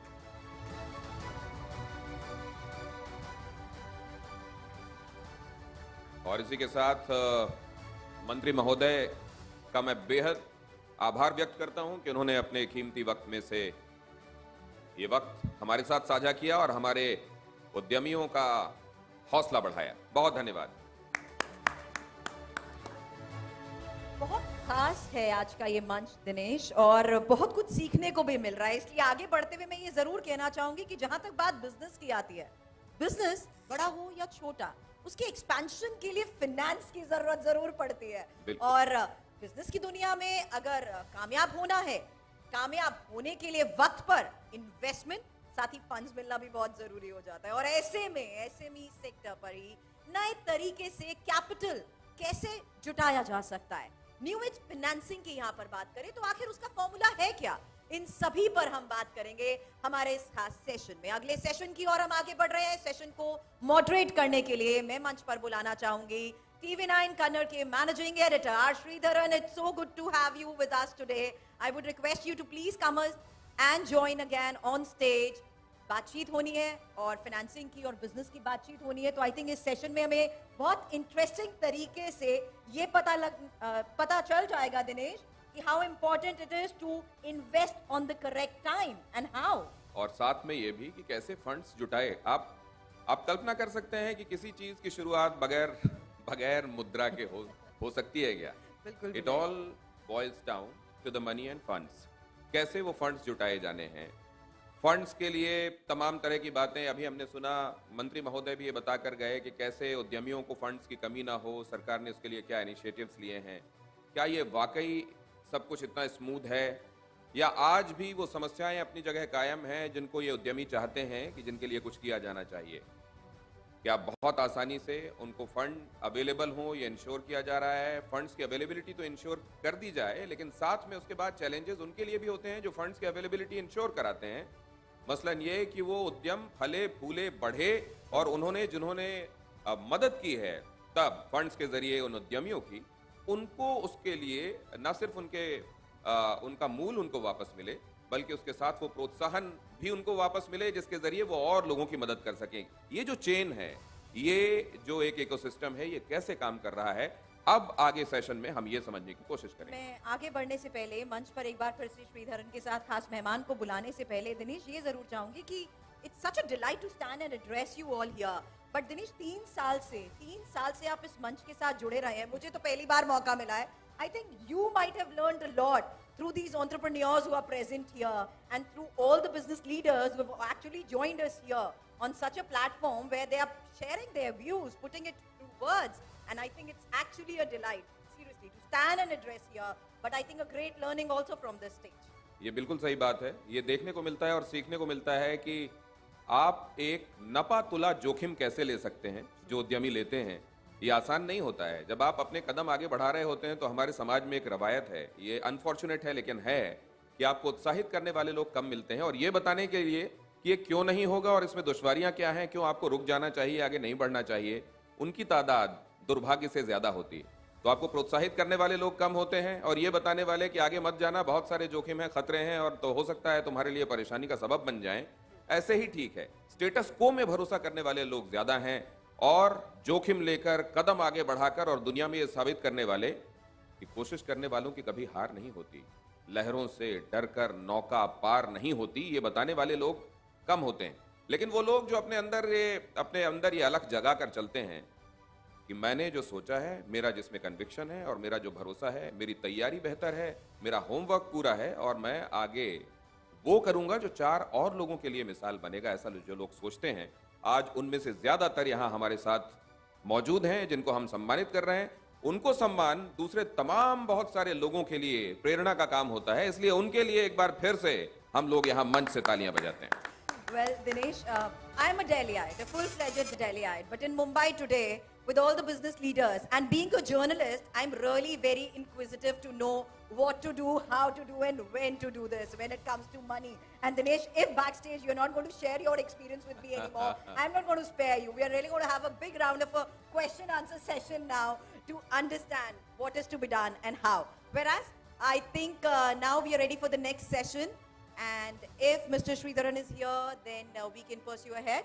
And yes, so we were eagerly waiting for you, sir. वरना दिनेश तो inquisitive सवालों का जवाब देते-देते यहाँ पर थक जाएंगे क्योंकि मेरे सवाल खत्म नहीं होने वाले। क्या करूँ सर, जर्नलिस्ट हूँ। दिनेश जी हो और किसी की जरूरत नहीं होती। सर तभी तो मैं कह रही हूँ मेरे सवाल दिनेश के आगे ही है। श्रीधरन जी उन लोगों में से एक हैं जो हौसला बढ़ाते हैं, एनकरेज करते हैं। मैं कह रहा था कि बहुत कम लोग आपके आसपास ऐसे होते हैं, लेकिन वो हमेशा से उन लोगों में से एक हैं। और आज तो मैं सर आपकी हिंदी सुनकर दंग रह गया। क्या बात है, अंग्रेजी और हिंदी ऐसा प्रवाह और ऐसी कमांड। बहरहाल अब आगे बढ़ते हैं, आइए इस चर्चा की तरफ। बिल्कुल, और श्रीधरन तो फिलहाल मंच पर आ चुके हैं, लेकिन उनके साथ इस बातचीत में अब आगे शामिल हो रहे हैं Ajay Thakur, head BSE SME exchange. साथ ही ज्वाइन कर रहे हैं महेंद्र कुमार चौहान, चेयरमैन फिनोमैन। रिक्वेस्ट करेंगे राहुल चौधरी को भी कि वो मंच पर आए, managing partner at N+1 capital, Mr. Chauhan, you also. PBD, owner and promoter. Sanat Patel, board of advisor of Charge Zone and co promoter of Landmark Group. आप सभी का बहुत बहुत स्वागत है मंच पर। Well, we have 3 of the guests joining us. We're waiting for the fourth guest to join us soon. Yeah. So thank you once again, Dinesh and Surbhi. As you can see, one chair is vacant because we're still expecting Ajay Thakur from the BSE Small Exchange to join us. He'll be here momentarily, I'm told. But let me get the panel underway anyway. So the panel that we're discussing right now is on new age financing for small and medium-sized entities. I think this is a particularly appropriate topic for now because the buzzword right now is the funding winter. Everyone from India to even the US, Europe, everyone is flabbergasted by the sudden turn of events and the tightening of monetary policy, which we have witnessed across the world, largely because of inflation. But truth be told, our SMEs have always lived in what I would call a perma-winter. What do I mean by a perma-winter? It's a permanent winter for them, right? Because they're always struggling to raise money. They're always struggling to get a bank loan. In fact, according to RBI's numbers, the demand for credit in the SME space is about 34 trillion rupees, whereas the availability is less than half of it, right? So now that's a huge gap that always remains to be filled. Imagine it's like you are an athlete who can actually, who actually needs, let's say, 3,000 calories of food every day to perform at its optimal level. And what you get is only about 1,500. So that's literally what is happening with our SMEs, which is that we are starving them of capital to grow and race ahead. So now we have a wonderful panel. We have, people from hardcore financial background. Rahul, there's Mr. Chauhan, Sanit, who's a promoter. He'll bring that perspective. So let me start with Mr. Chauhan, because he's a hardcore banker. Chauhanji, if we look at the availability of credit to SMEs, 90% of the money still comes from scheduled commercial banks. Yet, the sad part is the banks have not been very innovative in terms of, coming up with new products which can help SMEs raise money. So why do you think banks are reluctant to innovate in terms of new products and make it easier for our SMEs to raise money? Thank you, Shridhar. First of all, thank you, TV9, for inviting me, and congratulations to all the award winners who just received the awards. Before I answer your question, Mr. Sridharan, I must come to the basic topic itself. So the topic is raising money in new ways. And I think as we talk today, COP27 is happening in Egypt.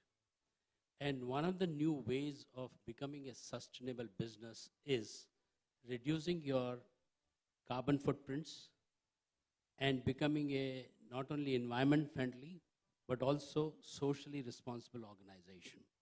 And therefore, my message to all the SME people who are here present and who are listening to this channel is that there's a myth that to be profitable, if you go sustainability path, you may not be profitable. But today it is possible to be sustainable and to be profitable. So I think if the SMEs work on making themselves just two little things. One is reduce your all negative footprints in terms of carbon footprints and social footprints, and expand your positive footprints. So that's one message I'd like to give. Now, this is not only their responsibility, because SMEs, not only in India but worldwide, are the backbone of the entire economy. Absolutely. And therefore, they are the vendors into supply chain for the larger companies, including multinational companies. And therefore, to provide the green technology and the know-how to these small and medium enterprises is the responsibility of large companies, because supply chain is becoming an extremely important issue in sustainability. Because I advise IFC World Bank Group and other companies on ESG, these three golden words which have become now environmental, social, and governance. Almost all investors and regulators today and civil society members are asking these questions, including these two hardcore investors who are sitting nearby me, and including Mr. Thakur, who is from the SME exchange. So that's the initial part. So why are banks slow to innovate? That was my question to Yes. you. Yeah. So the answer is quite a few banks have innovated, yes, but a large number of them need to do it. And they have innovated through digitalization. I hate to say this, but one single largest advantage that we got during COVID period was that there was a great push for digital. And therefore, MeitY, which is Ministry of, technology, they announced, and I happen to be till recently the founding chairman of Fino Payment Bank, HDFC Bank, ICICI Bank, Axis Bank, and Fino Payment Bank were given the award for the best digitalized bank. So these are a handful of banks who have become digital, have taken banking to the doorstep of people for SMEs. They have innovated the products and all. But a large number of banks, you're right, need to work on this. Right. So Rahul, you sit on the other side of the table in some sense. I want to probe a little bit on the lack of innovation. Is it perception of risk with SME as a category, or is it lack of access to information which then allows you to weigh that risk, which keeps new products or access to credit for SMEs limited? Yeah, so I think, for me, firstly, I'm a great believer in the SME space. This word lack of information or access to information, I don't want to make this political, but since the last two governments have been here, information is very easily accessible. That is for a fact. We only lend money when we have GST data. We will not lend money to anybody. It's very clear. And it's the most easily accessible data. Second, I think the promoter quality. There is no question, yes, the newspapers have to print what they have to print. But in general, I think the quality of entrepreneurs is exceptional today. You look at what is coming out of the ecosystem. He's an entrepreneur. I've sold 2 businesses and then started a fund. Just the quality, maturity, understanding of where capital should come at what point of time. So I actually believe banks have been very slow. The reason why we exist, we're the first fund in India that is created a revenue-based fund. It's a 750 crore fund. We have deployed that money in the market already. We have already substantiated 42 entrepreneurs with about 400 odd crores of capital. We will churn about 100 entrepreneurs who will get about 10 to 20 crores. So I think banks are very slow, and that's not got to do with how slow the bank is. That's got to do with the way banks are set up. Because if you are only going to use collateral as a mechanism to lend money, where is an SME going to get any collateral from? Exactly. And that's the key question. You have to change the mindset. So our security structures are not based on any kind of personal collateral. My background, I'm an army officer's kid. When I built my first business, I gave away 48% of equity in my first company. And I had no option, right? What would I do? But today I have a fund like ours or many other options available in the marketplace to raise money. But banks have been slow, and I think they're getting there. The new age banks, Kotak is doing a great job. I think ING has done a very good job in the emerging markets group. But not just SMEs. I think the whole elaborate marketplace of saying what is happening with, non-dilutive capital, and that's the key word. Because SMEs today either don't want to dilute or can't dilute. They don't understand this whole equity world. And so there are multiple options out there. And banks have been slow, but they'll get there. I think they'll get there. Now, yours is probably one of the newest forms of financing which has come. So we'll talk about that, and I want to go a little deeper into that. But I just want to start at some broader questions. So I'm going to ask Sanit this. Sanit, one of the complaints that one hears about bankers usually is that while they're giving you debt, they want returns like equity, the protection of debt, but the returns of equity. So have you faced that in your journey as an entrepreneur? Yeah, definitely. I think when you're starting up, there are a lot of difficulties you face in terms of financing. But I guess nowadays, like Rahul said, venture debt has sort of really helped young entrepreneurs to not dilute their equity. And of course, it comes at a cost. It's expensive, but when you don't have collaterals, there's not much you can rely upon. So yeah, equity and venture debt have been sort of supportive when loans aren't a option, you see. So obviously, Ajay, that is not a problem that people who come and list on your small exchange really worry about. So if I am an SME, how should I weigh the question whether I'm ready for a listing, or what would you look for in, let's say, a listing candidate?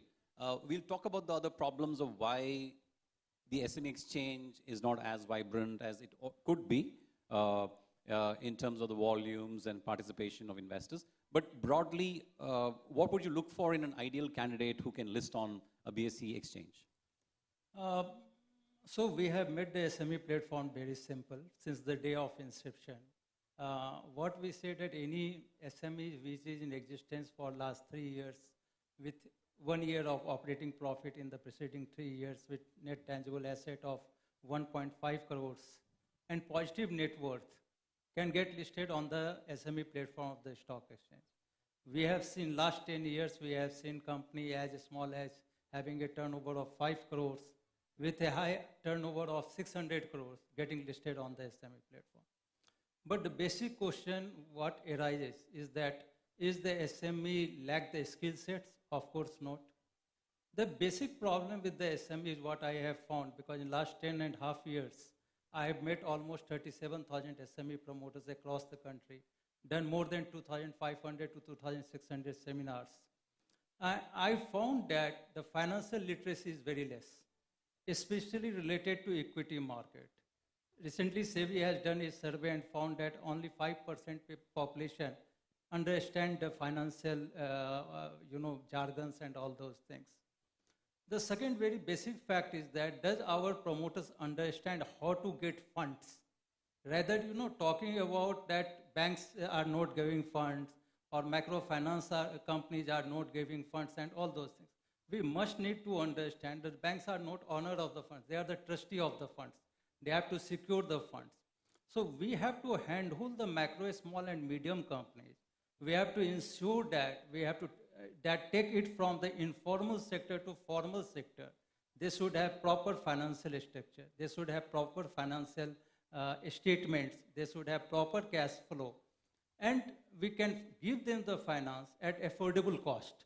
That is very important. I always believe that banks have done incredible job and in giving the loans at very low rate of interest. But at the same time, we have to make the SMEs strong enough, financially literate enough, so that they can also secure funds from these financial institutions. That is very important. Equity market, of course, after meeting 37,000 SME promoters, we have been able to convert 407 companies onto the SME platform. And these 407 companies have raised almost 4,800 crores. But the value that they have unlocked till today is almost 64,000 crores, which is a big number. And let me tell you, all the SME promoters who have come on the SME platform are very happy. So I think that almost all stakeholders should ensure that they should not burden the SME with only debt funding. Because over leveraging of balance sheet is very bad, whether it's debt or it's equity.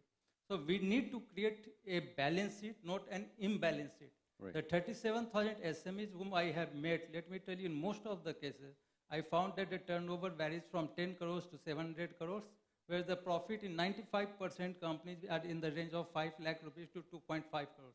And many of the times it also gives me an impression that SME is not working for the expanding the company or making it more profitable, but where they are more worried about servicing the loan. So we need to ensure that we should not overburden this company or over leverage this company so that they become imbalanced. We should make a proper balance sheet with proper debt and equity ratio. Point taken. Ms. Chauhan, I think last year you got the commercial bank status as well, right? FinoBank. So obviously you are now going to be perhaps aggressively chasing commercial lending as well. I must clarify, since I'm on a public platform, that as of May 2022, I have retired from Fino Payment Bank as the chairman. I was the founding chairman and we took the company to IPO, but nevertheless I can answer your question. Sure. So as a relatively late entrant to this space, you are using technology to be asset light. Is there innovation happening on the product front as well using technology? Yes, I think technology is panacea for most of the organizational problems, I would say. Today, private equity or venture capitalist or any other investment, including the financial investors, they look at the SME as to, are you gearing yourself to solve any problem of the society? And if you want to scale up your solution, technology is the answer.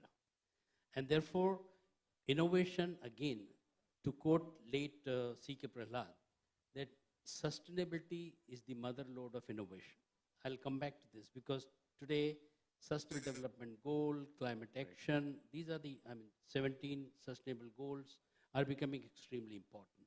So if banks as well as the investors both become focused on how to scale up the solutions using technology, answers will come in.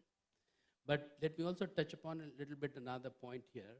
You are saying, and the major problem for SMEs is to attract the capital. And you also said, Mr. Thakur, that their understanding towards finance is less. I think one of the smartest things for small and medium enterprises is to make themselves attractive.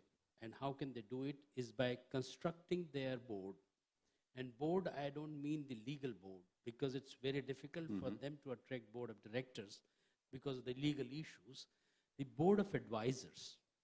Today, I am involved with a non-profit institution called Asian Center for Corporate Governance and Sustainability. I'm one of the founding members of that, along with Marvin King. We have a network of 2,500 directors, and at least 30% of them are willing to give their services pro bono as advisory board to these SMEs. And therefore, 8 to 20%, as high as 20%. So what gave you the courage to wade into this space with a totally new product? First of all, tell us what revenue financing is all about. And is it a safer bet compared to, let's say, a pure debt or even a dilution of equity? Yeah, so I think, the world has understood equity as an asset class. The world has now understood venture debt as an asset class. They come in, give you a certain amount of money, fixed coupon, and a warrant structure. So it's not fully non-dilutive. We are a fully non-dilutive asset class. What does that mean? Any company that meets 4 principles. Principle number 1, the company has to be 3 years old, so vintage of 3 years. Company has to have gross margins of 25%. Company should have grown 25% year on year. And the company should have a net revenue. We are not equity investors. We don't understand the word GMV. We understand net revenue. हमें धंधा समझ में आता है, ये GMV, VMV is not our cup of tea. So net revenue should be a minimum of 1.5 crores a month. If you meet these principles, you will then enter a funnel, and then there's a whole, credit analysis, and I won't get into that. But if the company qualifies and we are willing to take a bet on this company, we are just short-term working capital providers. I agree to the panelists to say, debt, don't over leverage, but there's an optimization of everything. How do you bring your business to a sustainable format when you don't want to raise equity? There are lots of founders, Sri, who don't want equity. I will never take equity again. I want to build sustainable businesses. That is my goal in life. And there are lots of people in my clutter. There are people also at the same time who want to balance debt and equity. So we are short-term capital providers. I will provide capital for 12 to 24 months only. But that is what will get you growth at the right price. Yeah, so what is the price? Price is a determinant of risk. There is no right answer or wrong answer to this. It is a determinant of risk. Like he said, I'm a custodian of LP Capital. We have corporate treasuries and banks who've invested in us. So I'm a custodian just as a bank is. So the price is determined as long as I can get a portion of your net revenue every month and bring back principal and a percentage of the coupon back. That is how I lend. So give me a range. So it will be anywhere between 16 to 18%, right? But please realize I'm not taking any personal guarantee. I don't want your house. I don't need anything. I just need a security structure, which is a little more complex, but I need to bring back the revenue every month. So it's a percentage of your sales. And that is a very unique structure compared to what everyone else does. And that is, done very well for promoters who don't want to dilute or who want to gestate the dilution. Tomorrow, if you want to do an equity round, you can wait it out. You don't need to take the money today. And that is what is helping these entrepreneurs today in the SME segment, or someone like Charge Zone, let's say he wants to raise 20 crores because he has an order today. The bank will still take 3 months. आप कुछ भी कर लीजिए, bank को 3 महीने लगेंगे. It is a fact of life. We will enable that capital in 4 weeks. Please realize I am still a very, very disciplined, conservative lender. We only lend in the top 6 cities in the country. We're not going to, our hands and feet cannot go anywhere else. We will only lend out of 2 out of 10 companies that we watch because we want to pick the best of the litter. And we want to remove our risk. Obviously, I want to be the lowest on the risk curve. So revenue-based debt is the newest format of non-dilutive capital. Our second fund is exactly double the size. And it is an absolute growing asset class like venture debt is. And venture debt only follows equity as a principle. We are agnostic to equity. If you have no equity, it doesn't matter to us. We're agnostic. As long as revenue is there, you'll fund As long as revenue is there and I can take a portion of that revenue and bring it back. Right, okay. Sanit, as a promoter, as an entrepreneur, obviously you have the option of looking at multiple, equity or debt or any source of capital, equity, debt or hybrid. So given what you heard so far, what would you really be inclined towards which allows you to keep control of your company, because that's, as an entrepreneur, that's your first, I would imagine, priority, and still you need capital for growth. So what is the trade-off you're willing to make as an entrepreneur? I think the answer to your question lies in what stage of the company you are in, right? We've had, Charge Zone has used revenue-based financing as well in the past when certain other modes of finance were not optimal at that stage. So it depends on where you are in the company's life cycle. Revenue-based financing has been, I think, really, Charge Zone has been able to use it really well at a given time. Now when the company is growing, venture debt is also a very good option. And I think equity dilution, it all comes with your unit economics and profitability, especially now in the given current economic situation, where investors are focusing more on profitability when finance is not easy. So I think if you have strong unit economics and you're raising a larger round, equity dilution is something that really helps. But for shorter given span of time, I think debt, in whether it's revenue based or venture debt, I think it helps also. Ajay, I'm sure a lot of SMEs which are here would probably fancy listing themselves one day. And they probably would also. But from an investor participation, I don't think there's a whole lot of excitement because illiquidity of some of these stocks remains a major problem if I'm an investor, right? I get into an SME stock and then I'm just stuck with it. There's no volume, there are no trades happening. How does BSE plan to address that, if at all? From day one, we were aware that this SME equity dilution and the volume will be a question mark there on the SME platform, because we have introduced the concept of lot size, and we don't want the retail investors to participate. We want the informed investors to participate.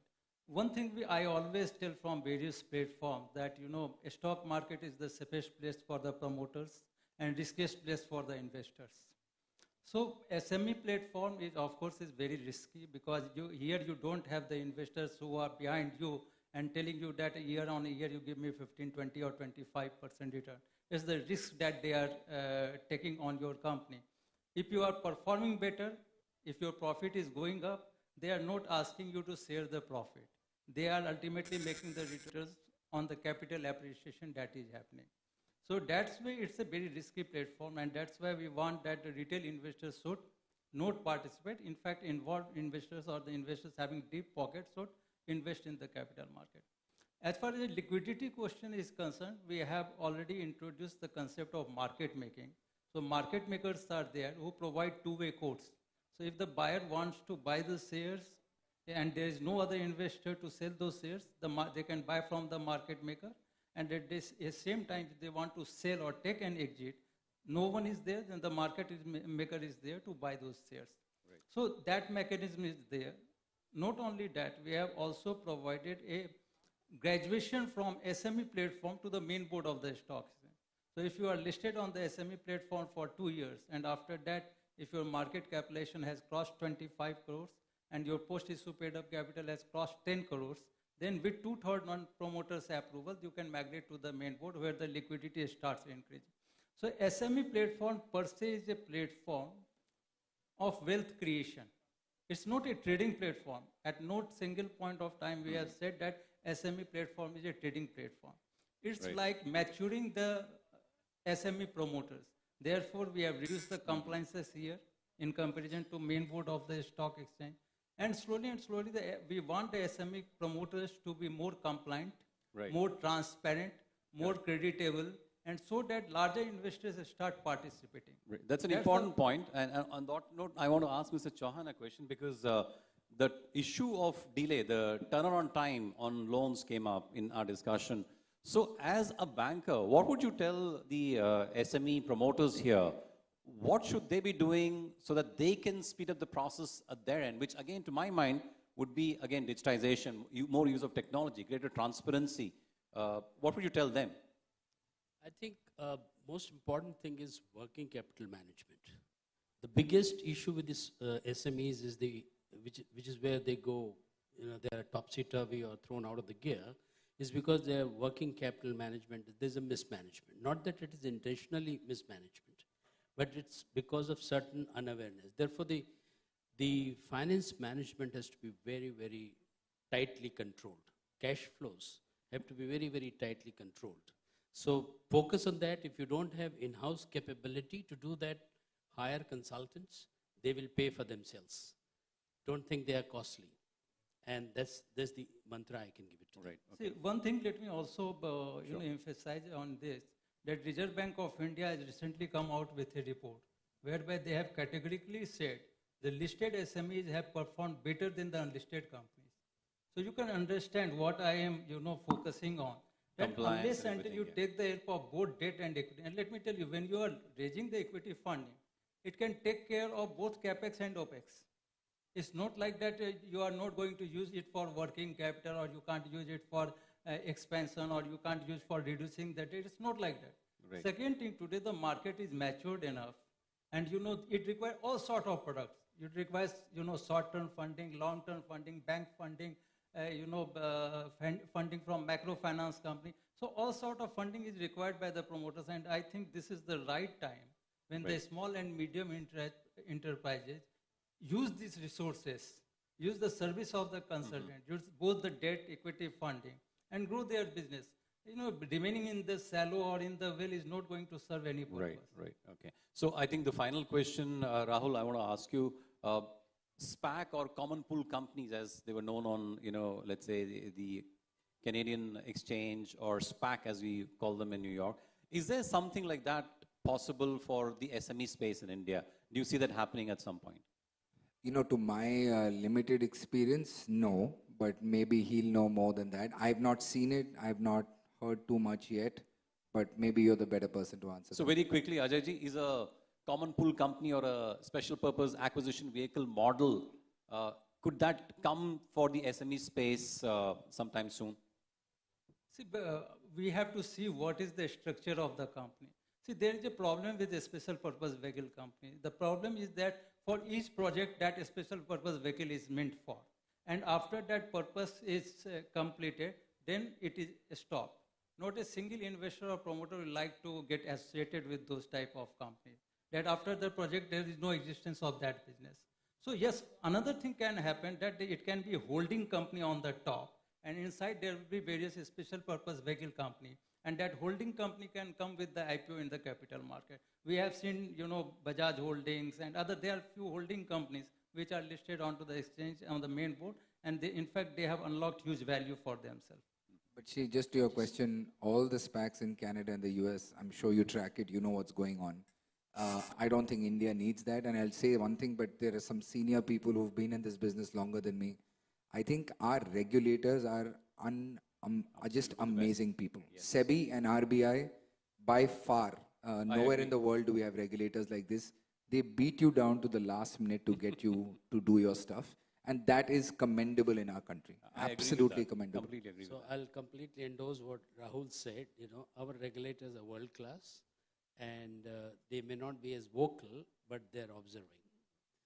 Well, that should be reassuring to all our SMEs that at least the financial market is in good shape and it's in good hands, and there are good people keeping an eye on the monetary system and the financial market.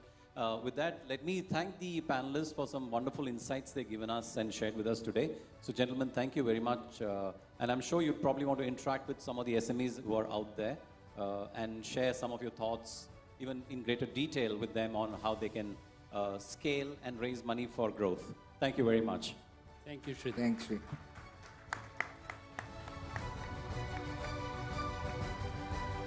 बेहद धन्यवाद आप सभी का। Funds कैसे जुटाए जाएं, ये $1 million सवाल होता है हर उस आदमी के सामने जो अपना कोई उद्यम शुरू करना चाहता है, और उसके लिए निश्चित रूप से ये बात प्रेरणा से सिर्फ काम नहीं चलता, इंस्पायर होना बहुत आवश्यक है, तभी आप कदम आगे बढ़ाते हैं। लेकिन साथ में पैसे कहां से आएंगे जब ये आप समझ जाते हैं तो आपकी दुश्वारी हल हो जाती है। बहुत धन्यवाद। और एक शब्द जो लगातार हम अपने आसपास सुन रहे हैं वो है सस्टेनेबल ग्रोथ। सस्टेनेबल ग्रोथ क्या है ये समझना बड़ा आवश्यक है। ये सुना तो सबने है, लेकिन होता कैसे है और इसके लिए क्या लगता है, ये बताने के लिए अब हमारे बीच में आ रहे हैं टेक महिंद्रा के chief sustainability officer Sandeep Chandna.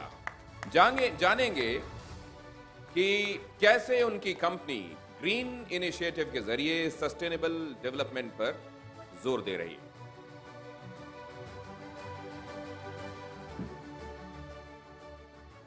Sustainability बहुत बड़ा सवाल होता है। वन टाइम वंडर होना आसान होता है, एक बार किसी को अपने चमत्कार से प्रभावित कर देना आसान हो जाता है। हालांकि चमत्कार को हमेशा से नमस्कार होता रहा है, लेकिन ये चमत्कार लंबे समय तक चल सके, ये कमाल जो आप कर रहे हैं वो सस्टेनेबल हो, और सस्टेनेबल इस लिहाज से हो कि सिम्बायोटिक रिलेशनशिप हो। मतलब उसमें अगर आपके लिए सिचुएशन विन है तो दूसरे के लिए भी विन सिचुएशन होनी चाहिए। और ये विन विन सिचुएशन कब आती है, सस्टेनेबिलिटी का ये मॉडल किन पिलर्स पे खड़ा होता है, ये अब हम अपने अगले मेहमान से समझने वाले हैं। Thank you so much. And it's an honor here to be really associated with TV9 and SAP, specifically for Tech Mahindra. While I speak, you know, the last session that we had touched about ESG right from bottoms up to see that how it is really impacting the companies. And in fact, that becomes a base for me to start today that how important it is for ESG today to be imbibed into this boardroom discussions. And from a Tech Mahindra's perspective, we started this journey about 15 years back. That was the time when I was brought in as a Chief Sustainability Officer. I've not got promoted, that's a separate thing. But what has really happened is that in all these last 15 years, we have documented, we have learned our own way that what are the best ESG practices, okay? And today, very proudly, when I stand in front of all of you, we at Tech Mahindra lead the world, not India, lead the world in the ESG space. You look at any benchmark, whether it's Dow Jones Sustainability Index or whether it is CDP's, any benchmark you will find Tech Mahindra rated #1. Now, while we learned all this of our own, we have now started going back to our customers saying that this is our learning and these are the things which we can help you implement in your ESG journey as well. And while we are doing that, we are also picking up the kind of platforms, the kind of technology, the kind of consulting that we are really building up around the whole ecosystem of eco-design and the environment as such. The platform that we have really built, and this is where we are working very closely with SAP, is i.Sustain.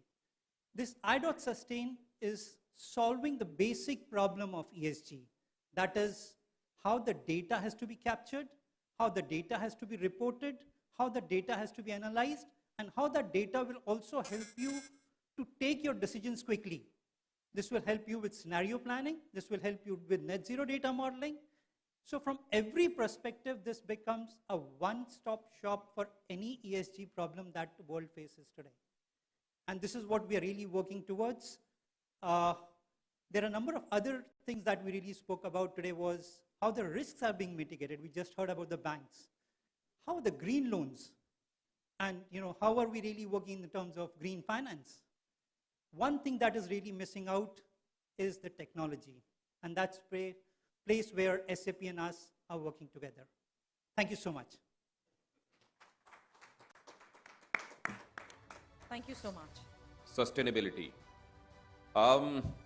Sustainability की बात जब आती है तो ये जीवन में बड़ा